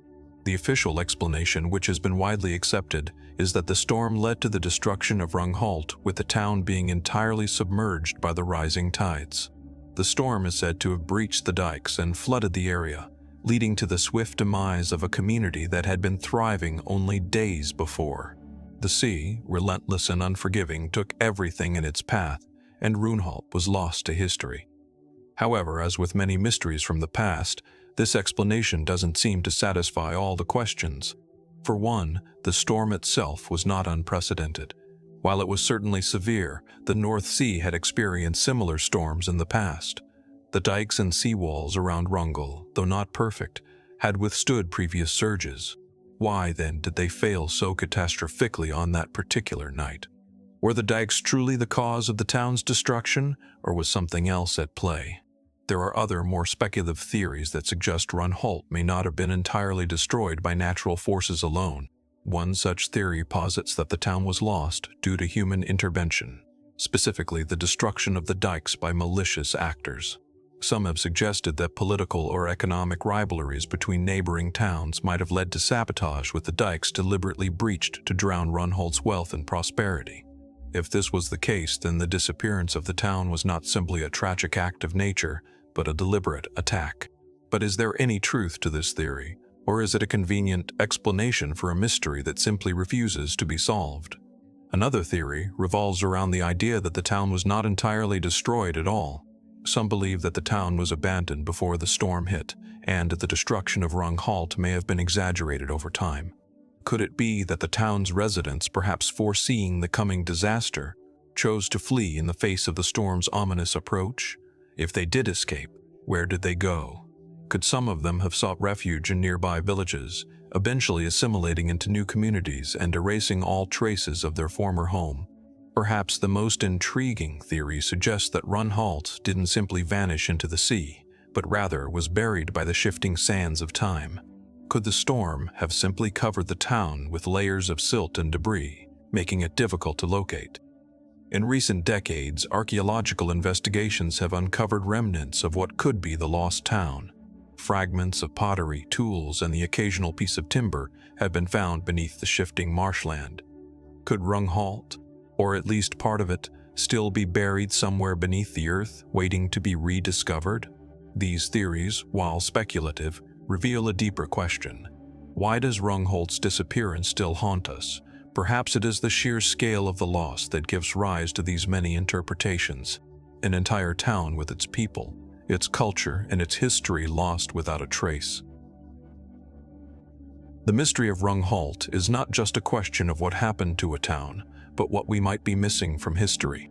The events of the past are often filled with gaps and inconsistencies, and Rungholt's sudden disappearance reminds us of how easily entire chapters of history can slip through the cracks. Despite the fact that centuries have passed since Rungholt's destruction, the town's legacy endures in the shadows of time. The marshlands that once bordered its shores remain a desolate, windswept place. The sea, as it always has, claims what it will. But the mystery of Rungholt persists, and its disappearance, whether through nature's hand, human intervention, or some combination of both, remains unsolved. Could the final pieces of the puzzle lie buried in the sands of the North Sea waiting to be uncovered? Or will Rungholt's story remain lost forever, a haunting reminder of how quickly history can slip away, leaving behind only whispers of a once great civilization swallowed by the relentless tides of time? As we reflect on this mystery, we are left with more questions than answers. What really happened to Rungholt? And what remains hidden beneath the waves? Perhaps, like so many lost stories, the truth is out there, waiting for the right moment to be uncovered. Or perhaps it is lost to time forever. Only the sea knows for sure. As we leave behind the ancient ruins of lost cities and sunken towns, we now journey to a place that remains as enigmatic as it is extraordinary. Derinkuyu, the subterranean city buried deep within the soft volcanic rock of central Turkey. Located in the Cappadocia region, Derinkuyu stands as one of the most mind-boggling archaeological discoveries of the ancient world. It is a vast underground labyrinth that stretches for miles, descending as deep as 60 meters beneath the surface. But what was its purpose? Why did an ancient civilization carve such an intricate network of tunnels and chambers beneath the earth? And how did they manage to create something so complex and resilient? The first glimpse of Derinkuyu is deceptively simple.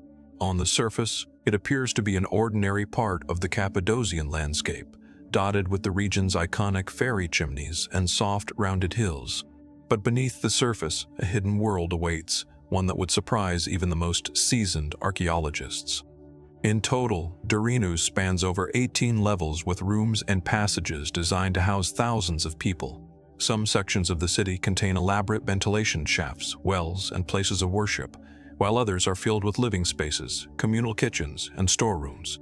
The most extraordinary feature, perhaps, is the massive stone doors, some weighing several tons, used to seal off the different sections of the city.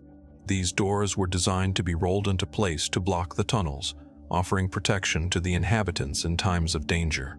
The sheer scale and sophistication of Derinkuyu suggests that it was not merely a place of refuge or temporary shelter. The city appears to have been built with a sense of permanence, as if it were designed to support an entire society for an extended period. The ventilation system, which allowed fresh air to circulate through the tunnels, the wells that provided water, and the intricate system of stairs and passageways indicate that this was not just an emergency hideout.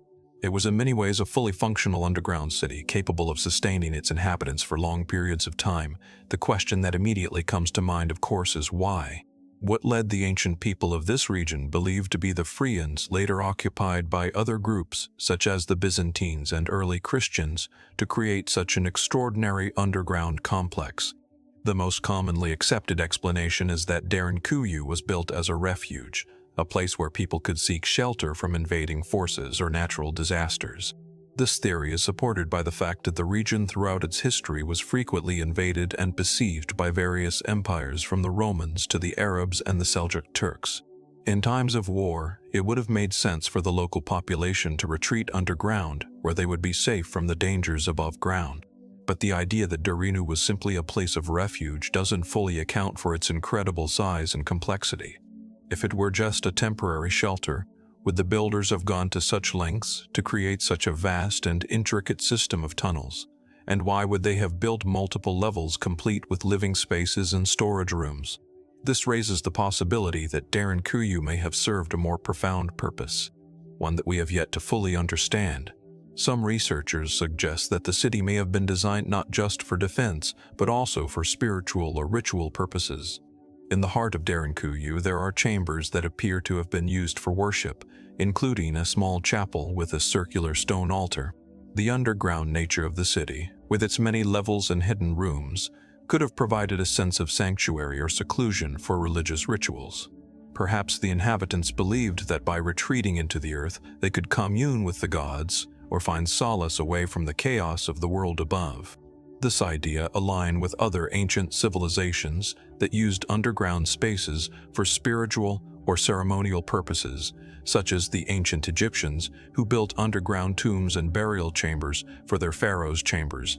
For yet another theory suggests that Derinkuyu may have been more than just a refuge. It may have been a city that existed in parallel with a thriving civilization on the surface.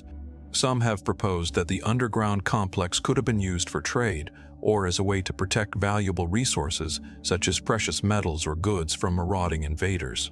If Derinkuyu was indeed a permanent settlement, it could have functioned as a secret city hidden away from the prying eyes of outsiders, allowing its inhabitants to maintain their independence and control over the surrounding region. But there are darker theories as well. Could Derinkuyu have been built for an entirely different purpose? One that we can only speculate about? Some have suggested that the underground city was a place where people went to escape, not just from invaders, but from their own government or rulers. Was Derinkuyu a refuge from tyrannical rule? A place where people could hide from political oppression or religious persecution? If so, could this mean that the builders of Derinkuyu were trying to escape from something more sinister than just a foreign army? There are also theories that suggest that Derinkuyu may have been connected to other underground complexes in the region. The Cappadocia area is known for its extensive network of cave dwellings and subterranean cities, and it's possible that Derinkuyu was just one part of a larger interconnected system. Could these underground cities have been part of a much broader network of hidden settlements, all designed to evade detection and protect their inhabitants? And if so, what might have caused such a widespread desire for secrecy? Was there a specific threat or danger that the ancient inhabitants of this region were trying to protect themselves from? Something so catastrophic that it drove them to build these vast underground fortresses. The mysteries of Derinkuyu are compounded by the fact that even today we have little understanding of who exactly built the city or when it was constructed. While it is widely believed that the city dates back to the Phrygians, some experts argue that it may have been built much earlier, perhaps by the Hittites or other ancient cultures that occupied the region. Could the design of Derinkuyu have been inspired by earlier civilizations? Or was it a unique creation that emerged out of necessity? Ultimately, the purpose of Derinkuyu remains one of the great unsolved mysteries of the ancient world. Was it merely a refuge from the storms of war, a spiritual retreat, or something far more complex? What role did it play in the lives of those who lived there? And why did this incredible underground city, capable of housing thousands of people, remain hidden for so long, waiting to be rediscovered? As we consider these questions, we are reminded that the world is full of forgotten places where the echoes of ancient civilizations still resonate, waiting for us to uncover their secrets. Perhaps like Derinkuyu, some mysteries will remain buried beneath the surface, tantalizing us with the possibility of understanding, if only we are willing to dig deep enough. As we move through the annals of ancient history, we often encounter moments of such peculiar mystery that they seem more like the stuff of legends than actual events.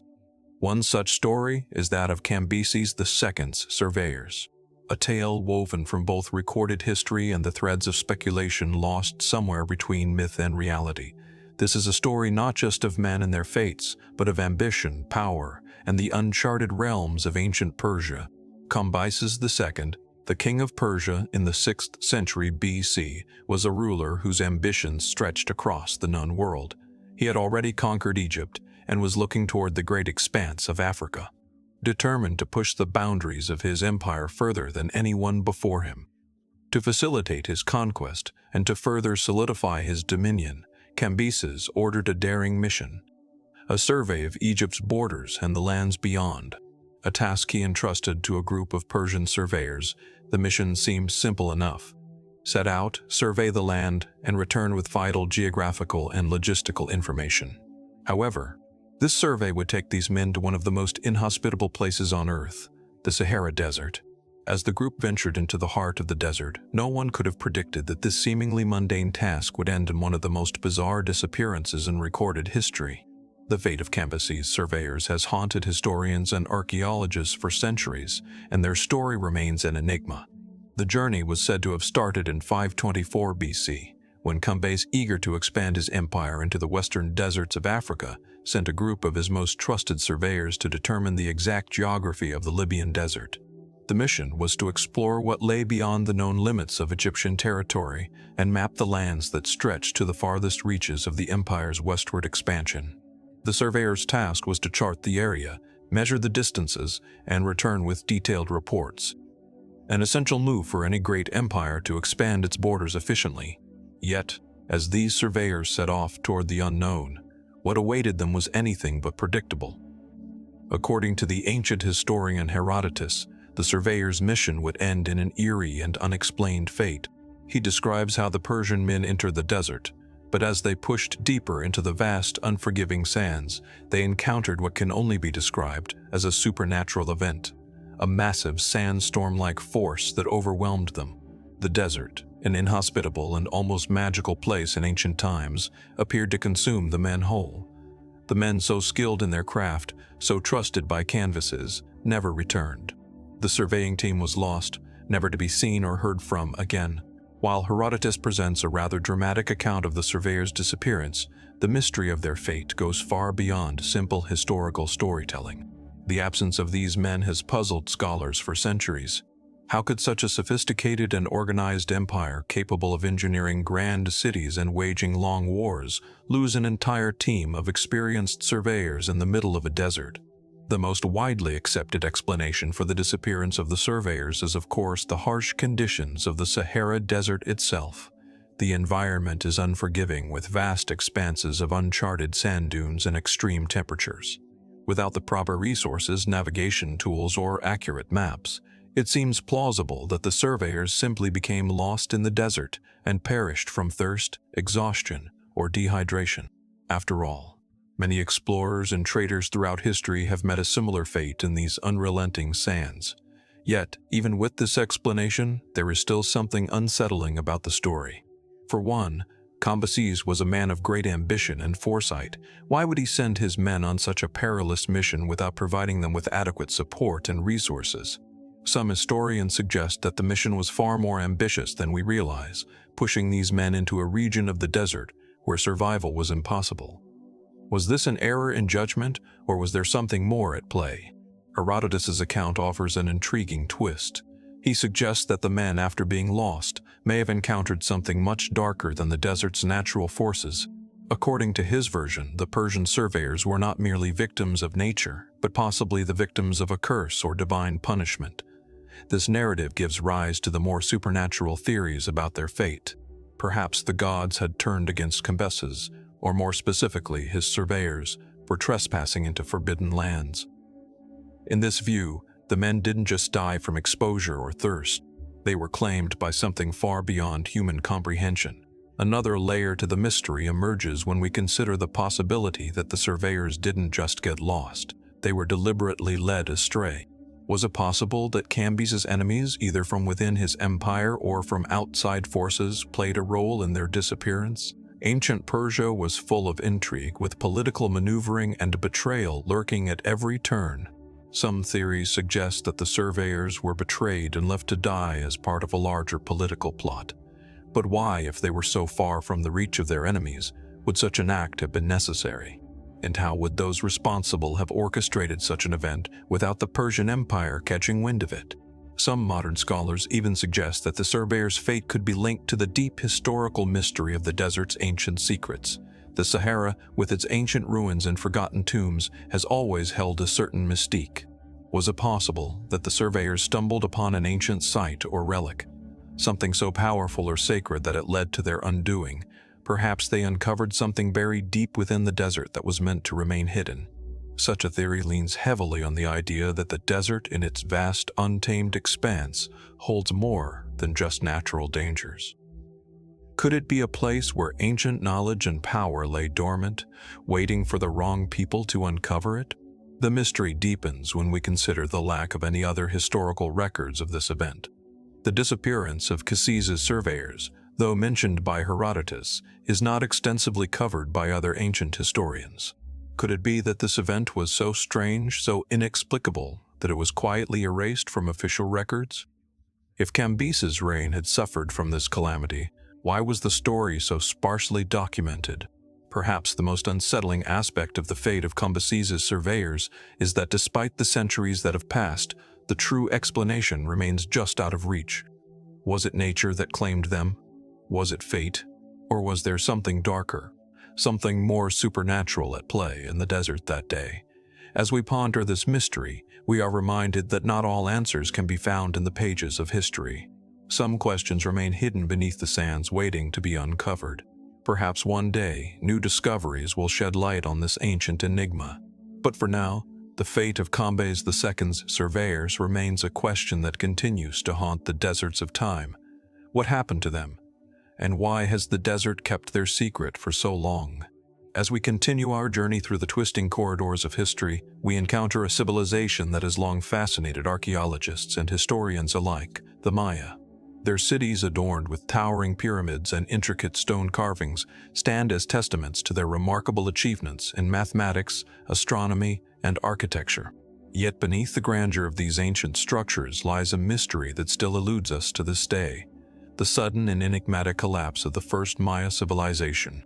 It's a story into stone. Was strong to us at all. In the dense jungles of Central America, the once thriving city-states of the Maya civilization flourished for centuries. Yet, around the 9th century AD, something happened. A slow but inexorable decline that saw many of the great Maya cities abandoned and their vibrant culture seemingly fade into the shadows. The cause of this collapse has been a subject of debate for centuries. But what is even more perplexing is the absence of a definitive account. There is a missing chronicle, a gap in the historical record that might hold the key to understanding why one of the most advanced civilizations of its time disappeared from the historical stage. At the heart of this mystery lies the city of Copan, one of the most powerful and influential Maya cities in the Classic period. Located in present-day Honduras, Copan was a bustling urban center home to intricate stone temples, grand plazas, and an impressive array of stele and altars that told the stories of its rulers. Yet, as with many other Maya cities, Copan met its decline. The last inscriptions found on the stele of Copan date to around 820 AD, and after that, silence. The city fell into ruin, its once proud monuments overtaken by the relentless encroachment of the jungle. What makes this collapse particularly intriguing is the lack of any clear explanation. Unlike other ancient civilizations, the Maya left behind a wealth of written records inscribed on stone tablets and codices made of bark paper. Yet the texts that could have shed light on the events leading to the collapse are remarkably sparse, and many of the surviving inscriptions are frustratingly vague.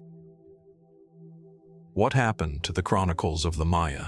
Did they intentionally erase their history, or was it lost to the ravages of time, weather, and the elements? Some scholars have suggested that the Maya were struck by a combination of natural disasters and environmental factors. The region in which the Maya thrived is known for its cyclical droughts, and some believe that a prolonged period of drought during the 9th century could have decimated the agricultural systems that sustained the cities. If the crops failed, the population would have been forced to abandon their cities, their monumental architecture, standing as silent witnesses to a once great civilization now in ruins. However, there are still other theories, more speculative in nature, that suggest the collapse of the Maya civilization may have been the result of internal strife or political turmoil. The Maya were a civilization of city-states, each ruled by its own king, and it is possible that these kingdoms, once linked by trade and mutual interests, fell into conflict with one another. Could warfare between competing city-states have played a role in the collapse? Was there a breakdown in the complex network of alliances that sustained the Maya political system? If so, could the elites of these cities have written their own versions of events, altering the narrative to suit their political needs, or perhaps to cover up the real reasons behind the fall? One of the most compelling aspects of the missing chronicle of the Maya collapse is the notion that perhaps in some way the Maya themselves sought to erase this period of their history.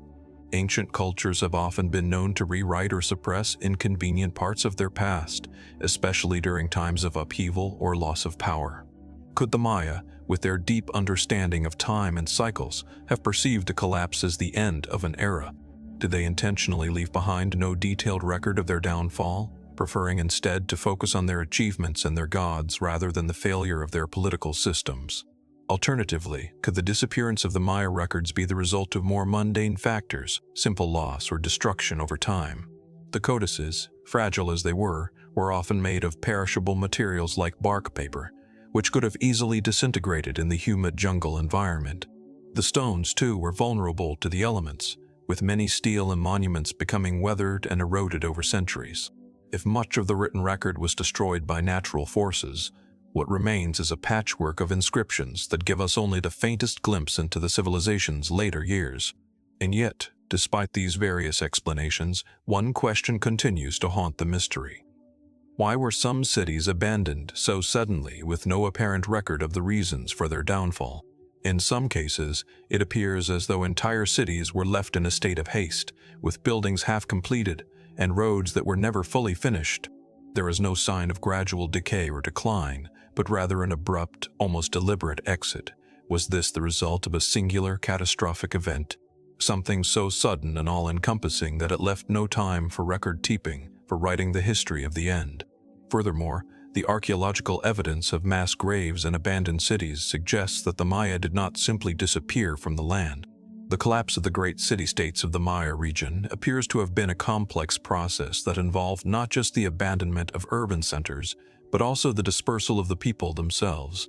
Could the survivors have fled into the surrounding jungle, starting anew in smaller, less elaborate communities, carrying with them the knowledge of their ancestors, but leaving behind the trappings of their once great civilization? The missing chronicle of the first Maya collapse may not just be an absence of written records, it may also be a reflection of something more profound. Perhaps it speaks to the very nature of the Maya worldview, which saw time as cyclical, with periods of creation, destruction, and rebirth. In this context, the collapse of the Maya civilization could have been viewed not as a final end, but as a transition, a necessary clearing away of the old to make room for something new. If this is true, then perhaps the Maya themselves saw no need to record the collapse, for they understood it as part of a larger eternal cycle of change. As we reflect on the disappearance of the chronicles of the first Maya collapse, we are left with many unanswered questions.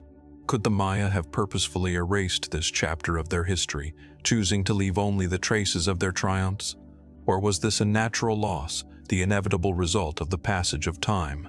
The answers remain elusive, but the story of the Maya collapse continues to inspire intrigue, pushing us to dig deeper into the past to uncover what might still be hidden beneath the ruins of their once great cities. What secrets have been lost forever? And what might we still be able to uncover in the vast, tangled jungles of Central America? As we continue our journey through history's most tantalizing mysteries, we arrive at a civilization whose capital remains lost to time, an enigma that has puzzled historians, archaeologists, and explorers for centuries. The Hittites, who ruled over vast swaths of Anatolia, modern-day Turkey in the 2nd millennium BC, left behind monumental archaeological sites, including their capital, Hattusa.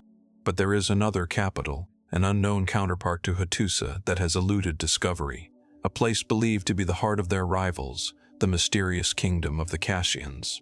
The story of this lost city challenges everything we think we know about ancient Anatolian geopolitics, and its fate remains one of the most intriguing unsolved puzzles in the ancient world.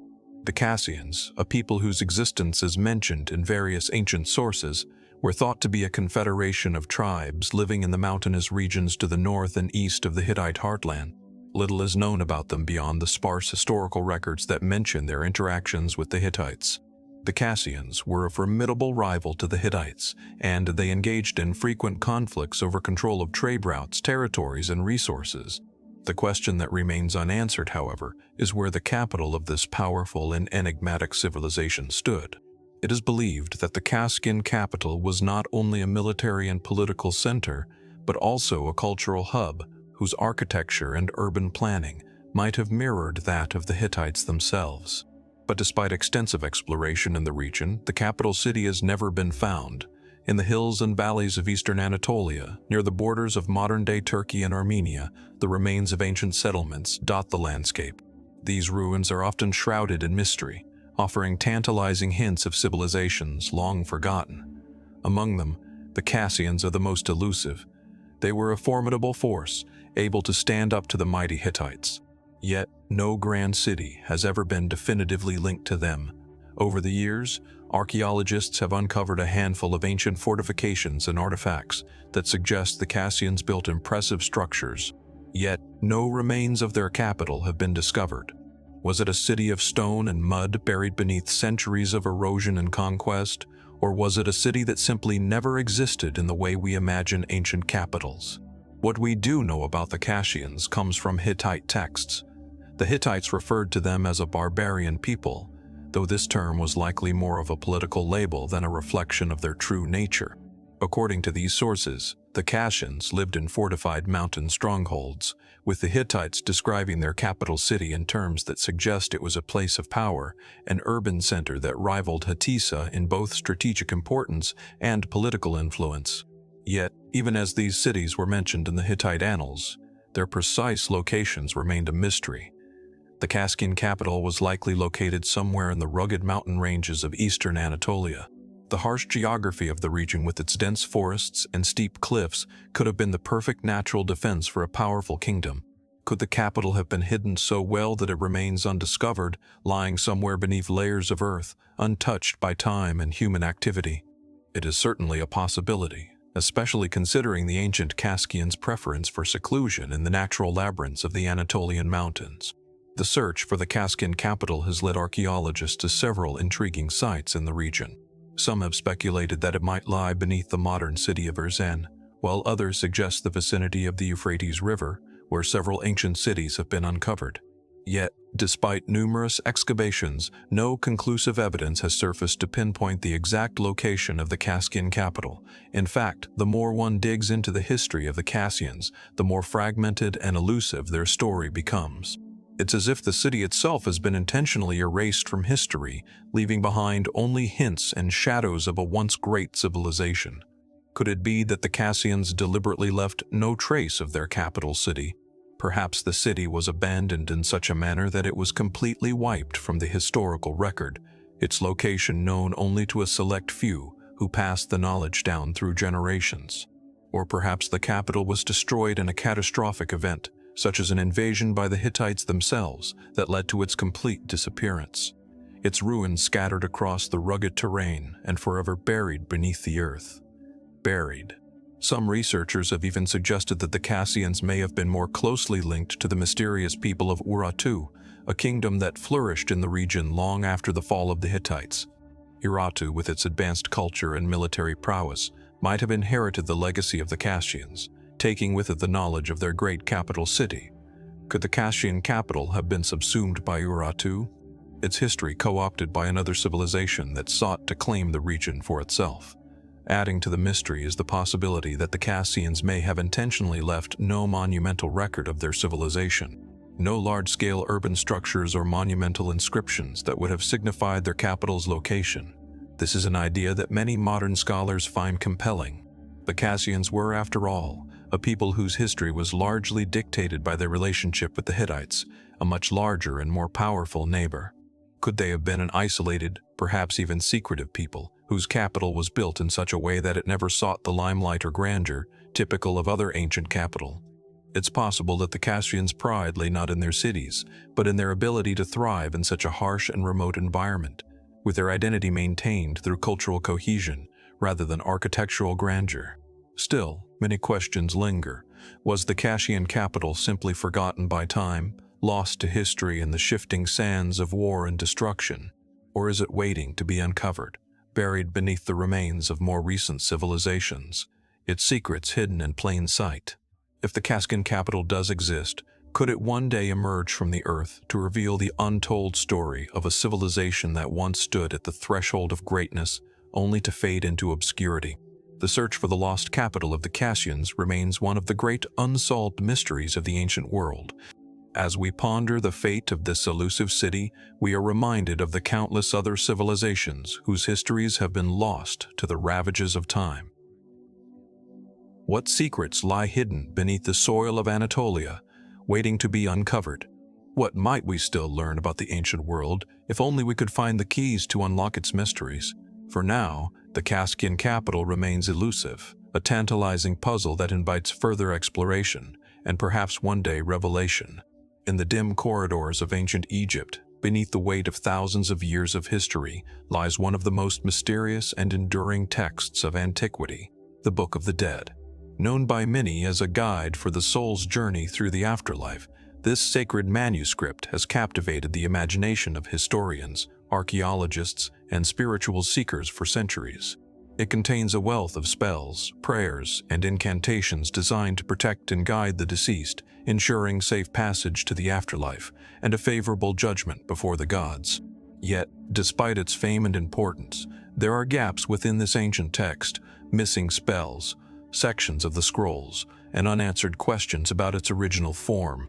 Among the most intriguing of these mysteries is the enigma of the missing spells of the Book of the Dead. The Book of the Dead was not a single book, but rather a collection of texts written on papyrus scrolls or inscribed on tomb walls, each tailored to the individual needs of the deceased.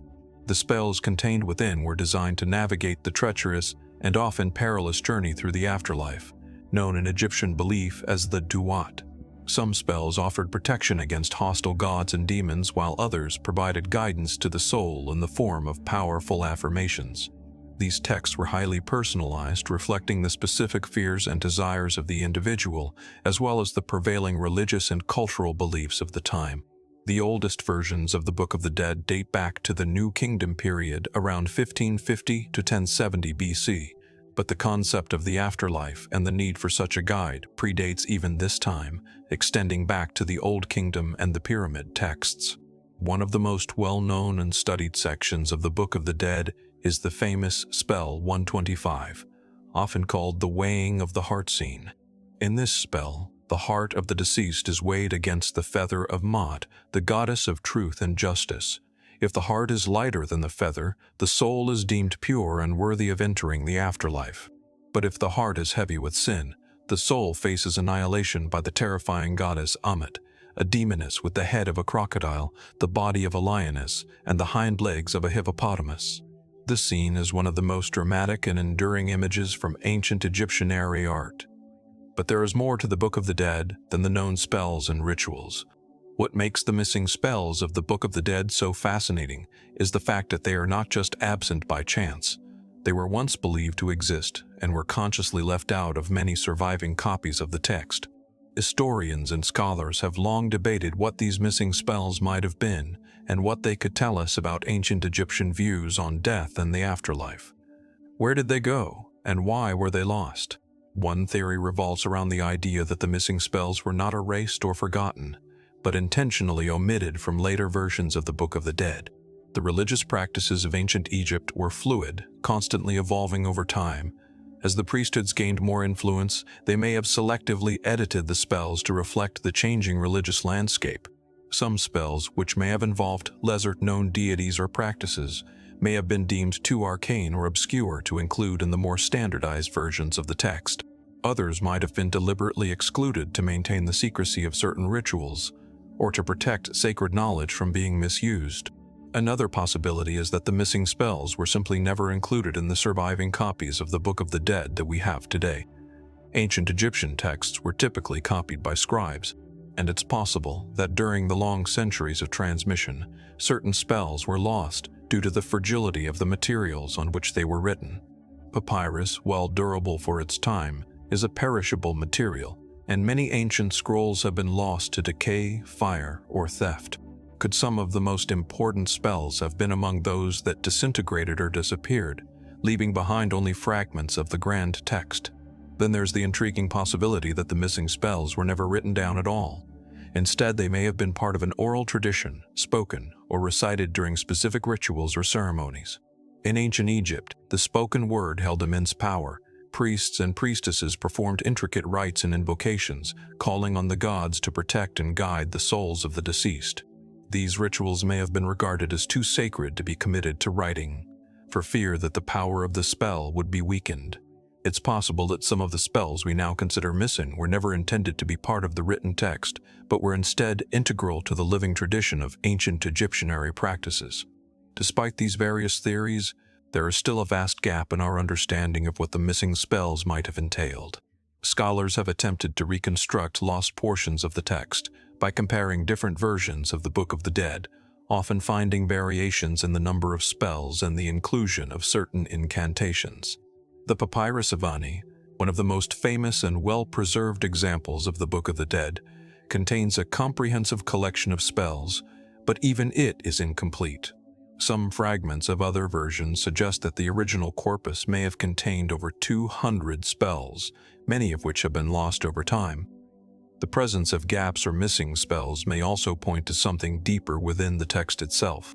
The Book of the Dead was not merely a practical guide for the deceased, but also a deeply spiritual and symbolic work reflecting the complex worldview of the ancient Egyptians.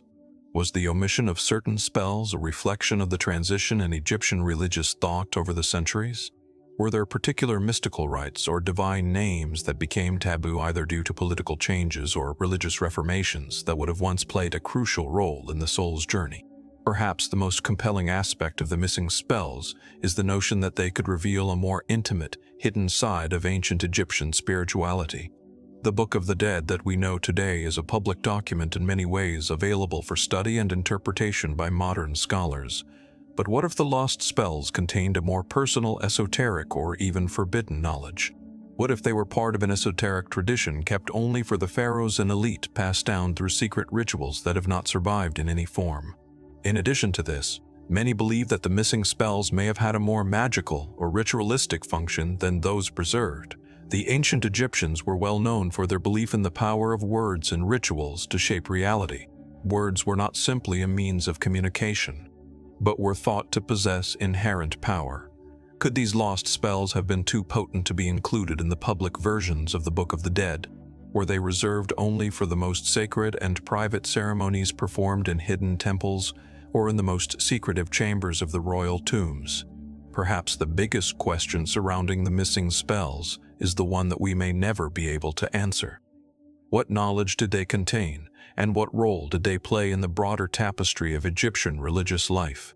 Did they reveal hidden truths about the afterlife? Secret incantations that could guide the soul in ways we cannot yet comprehend? Or were they simply forgotten fragments of a bygone time, lost to the winds of history, never to be recovered?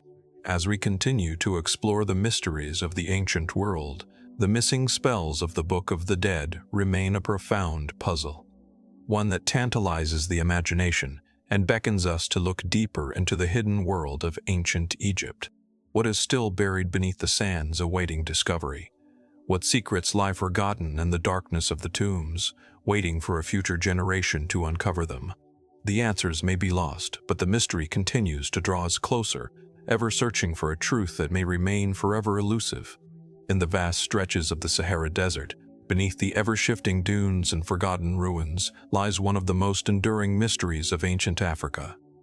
The disappearance of the kingdom of Zenata, this once thriving civilization, whose very existence was once thought to be nothing more than legend, has become a tantalizing puzzle for historians, archaeologists, and adventurers. And yet, despite the passage of centuries and the countless explorations that have sought to unravel its secrets, the kingdom of Zenata remains largely shrouded in mystery.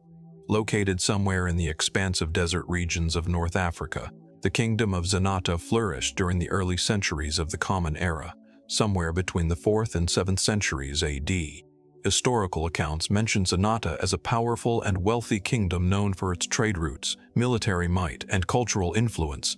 Yet when the sands of time shifted, the kingdom vanished, leaving behind only whispers in the wind and fragments of stories from the distant past. To understand the enigma of Zanata, one must first consider what is known about its rise to prominence. The kingdom was said to be located along the ancient trade routes that connected the Mediterranean world with sub-Saharan Africa. These routes were the lifeblood of African empires, allowing for the exchange of precious resources such as gold, ivory, and salt. Zanata, positioned at the crossroads of these vital trading paths, would have had access to immense wealth and power, making it a formidable force in the region. Much of what we know about Zanata comes from the accounts of early Arab historians, who recorded their encounters with the kingdom during their expansion into North Africa. These historians speak of a kingdom ruled by a powerful dynasty whose leaders were both feared and respected. The kingdom was known for its skilled cavalry and formidable defenses, as well as its impressive urban centers. But these accounts are vague, and many of the details about Zanata's people, culture, and political structure remain unknown. Perhaps the most tantalizing aspect of Zanata's story is its sudden and inexplicable disappearance.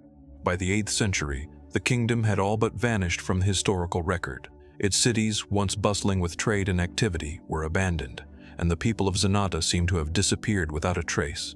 There is no clear explanation for what happened to the kingdom, leaving historians to speculate about its fate.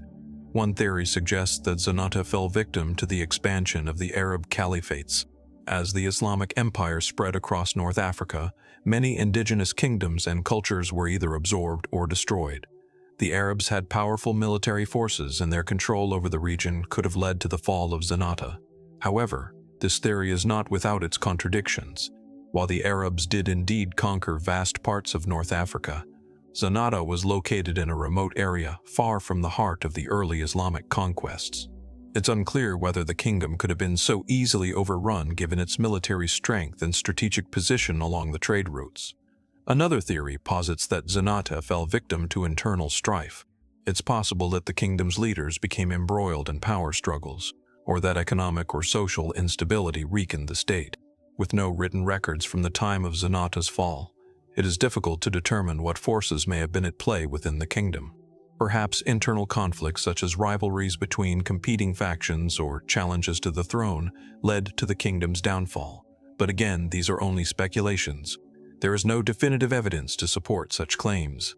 Yet another theory suggests that Zanata may have been abandoned due to environmental factors.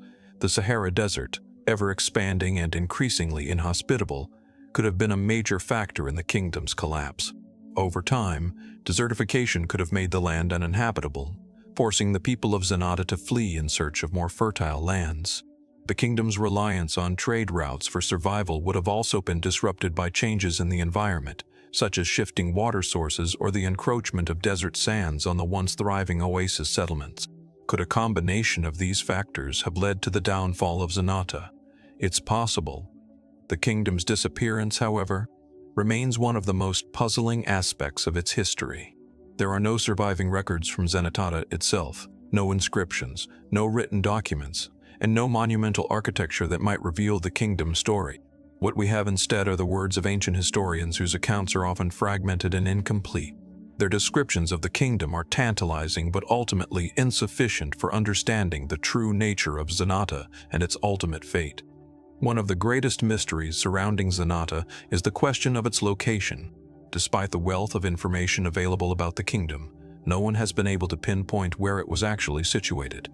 Some scholars have suggested that it may have been located near the modern-day city of Tamerset in Algeria, while others believe it could have been further to the east, near the borders of modern-day Libya or Egypt. The lack of definitive archaeological evidence makes this question even more perplexing. There have been numerous attempts to locate the remnants of Zanata. Expeditions have combed the desert in search of ancient ruins, hoping to uncover the traces of the lost kingdom. But so far, all efforts have been in vain. The sands of the Sahara have a way of swallowing up history, hiding it beneath layers of sand and stone. Is it possible that the kingdom's remains lie buried, waiting to be uncovered by future generations? Or has time and the elements erased all traces of this once great civilization, leaving nothing but a memory of what once was? Some researchers have proposed that the kingdom of Zanata may have merged with other more established kingdoms over time.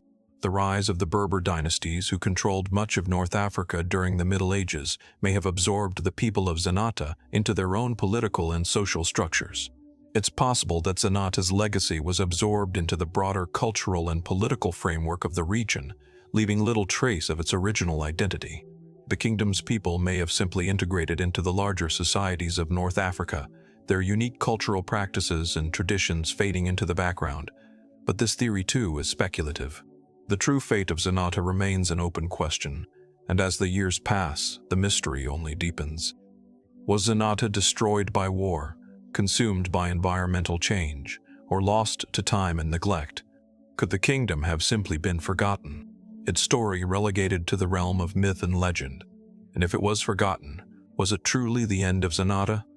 Or could remnants of its culture, history, and people still be waiting to be discovered beneath the desert sands?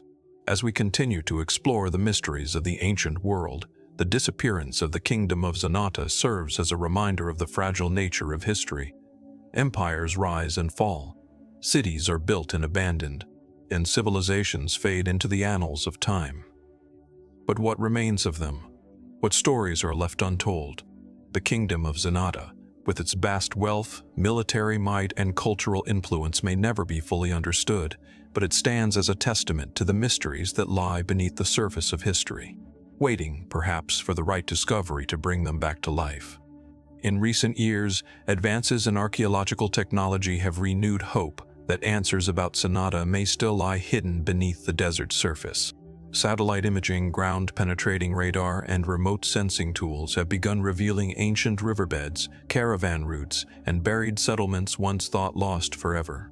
These technologies offer researchers new ways to investigate vast and previously inaccessible areas of the Sahara, raising the possibility that the remnants of Zenata's cities may one day emerge from beneath the sands. Equally important is the role of local oral traditions that continue to circulate among desert communities. Stories passed down through generations often speak of lost cities, abandoned wells, and forgotten caravan centers.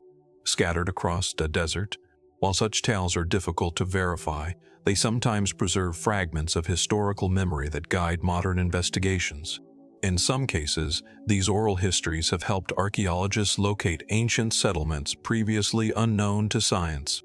The mystery of Zenata also reminds historians of how easily entire civilizations can disappear from collective memory.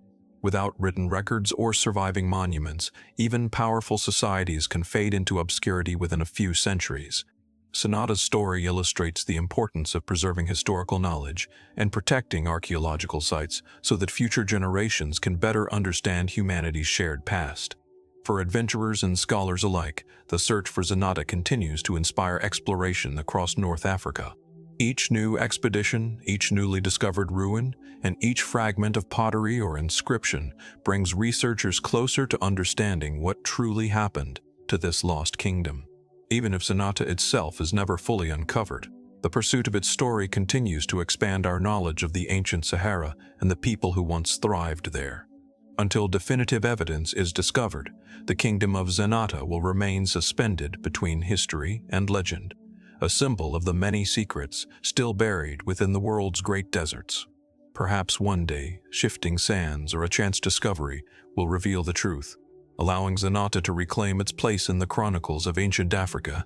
Until then, the kingdom endures in mystery, inviting future generations to continue the search for answers hidden beneath the dunes. The Arctic region, with its icy expanses and relentless cold, might seem an unlikely cradle for the development of a sophisticated trade network.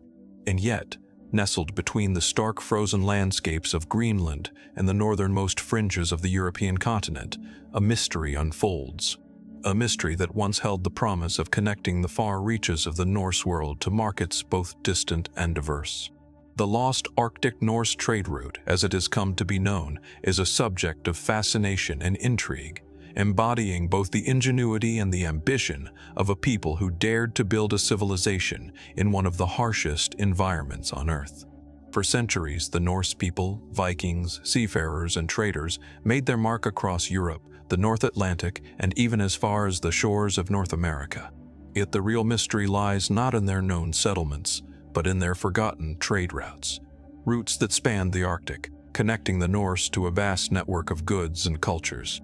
The evidence for this elusive route is sparse, and much of what is known comes from accounts, fragments of archaeological finds, and the remaining footprints of ancient settlements that speak more to what was once possible than to what is still visible today. In Greenland, where the Norse established two settlements, the eastern and western settlements, there is a tantalizing glimpse of what may have been. During the medieval warm period, around the 10th to the 15th centuries, the climate was milder, and the Norse were able to thrive in the far north. Settlements dotted the coastline, and the Norse established farming communities, hunting outposts, and trading hubs, all built around the valuable resources they extracted from the environment. But what is not often discussed is the robust trading system that underpinned these settlements, a trade that may have spanned from the Arctic Circle to the Mediterranean and beyond. The first traces of this lost trade route were discovered in the mid-10th century, when archaeologists began uncovering evidence of exotic goods in Norse settlements. These goods, everything from European wine to Islamic ceramics, suggested that the Norse were not just isolated in their northern homelands, but were deeply connected to a web of trade extending far beyond their immediate geographical range. But how were these goods transported? How did they navigate the forbidding ice flows, storms, and currents of the Arctic? Historians believe that the Arctic Norse trade route might have followed a route that linked Greenland and Iceland to the northern reaches of Norway, and perhaps further to the markets of the Baltic and the Mediterranean. One of the most convincing pieces of evidence for such a route lies in the discovery of luxury items such as Islamic glass and silver in Greenland, items that could only have come from the distant markets of the Middle East. The Norse were known to have traded in furs, walrus ivory, and even slaves, all of which were in high demand across Europe and Asia. And as the Norse increasingly came into contact with other cultures, it seems they were able to build a trade route that crossed the frozen expanse of the Arctic. But what happened to this trade route? Why does it seem to have disappeared from the historical record, leaving behind only faint traces of its existence?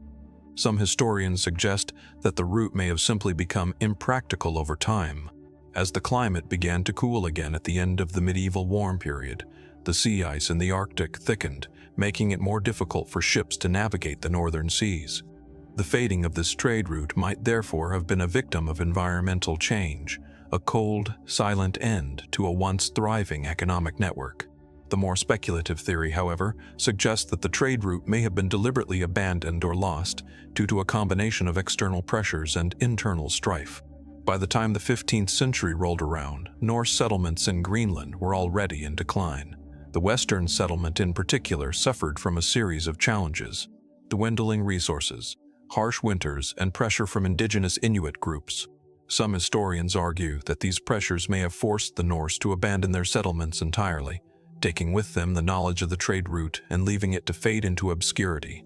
Interestingly, there is another theory that suggests the disappearance of the Norse trade route was linked to an even greater mystery: the sudden collapse of the Norse settlements in Greenland. The cause of this collapse remains a subject of intense debate among historians, but some have speculated that the decline of the settlements was a direct result of their failure to adapt to the changing environment. With the onset of the Little Ice Age, farming became increasingly difficult, and the once thriving Norse settlements may have been rendered unsustainable. If this theory holds, then the loss of the Arctic Norse trade route could have been tied to the same forces that brought about the fall of Greenland's Norse colonies, a kind of parallel disappearance. Yet, even as historians piece together these fragmented clues, there are still many who believe that the Arctic Norse trade route might not have disappeared entirely. Could it be that remnants of this trade network still exist, hidden beneath the ice, or lost in the historical gaps? Some researchers suggest that the Viking voyages, particularly those of the great Norse explorer Leif Erikson, may have taken them even further than we know, perhaps even to the Americas and beyond. The possibility that the Vikings, long celebrated for their seafaring abilities, may have charted unknown territories still tantalizes scholars and adventurers alike. The most fascinating clue, however, may lie in the unexplained and often mysterious artifacts found along the northern coasts. In Greenland, sites like the Viking farmstead of Bretalid, once the residence of Eric the Red, have yielded clues about the Norse presence in the Arctic. But strange objects, such as early examples of European metalwork, Mediterranean ceramics, and even items from the Islamic world raise questions. Were these goods part of a far-reaching network of trade, or did they simply arrive as part of a temporary cultural exchange? The presence of such items along the coastlines of Greenland and Iceland suggests that at least for a time, the Arctic was not an isolated outpost, but part of a much larger interconnected world. As modern-day explorers, archaeologists, and historians continue to search for more clues about the lost Arctic Norse trade route, the question remains, what truly happened to the Norse trade system, and what secrets might still lie buried beneath the ice and snow of the Arctic? Did environmental changes force the Vikings to abandon their trade routes? Or did they retreat from the Arctic world altogether, leaving behind only the barest remnants of their legacy? Could the missing links in the Viking trade route still be out there, waiting to be uncovered? The Arctic Norse trade route is a mystery that refuses to be fully solved. With each new discovery, the legend grows more complex, more tantalizing, and more elusive. But one thing remains certain. This forgotten trade network is one of the great unsolved mysteries of history. What more lies hidden beneath the vast frozen reaches of the Arctic? And will we ever fully understand the true extent of the Norse Empire in the far north? Only time, and perhaps more discoveries, will tell. Discover. In recent decades, new technologies have begun to reshape the search for evidence of Arctic Norse navigation and trade. Satellite mapping, underwater archaeology, and ice core studies now allow researchers to reconstruct ancient coastlines and shipping conditions with greater precision. These tools are revealing how shifting sea levels and changing ice patterns may have influenced Norse voyages, offering new insights into how these routes once functioned and why they ultimately became unsustainable. Equally significant is the growing understanding of how adaptable the Norse actually were. Archaeological studies show that Norse settlers in Greenland blended farming with hunting and trading, adjusting their way of life to survive in extreme conditions. Their interactions with indigenous Arctic peoples may have included not only conflict, but also exchange of knowledge, technologies, and survival strategies, which could have supported trade efforts longer than previously believed.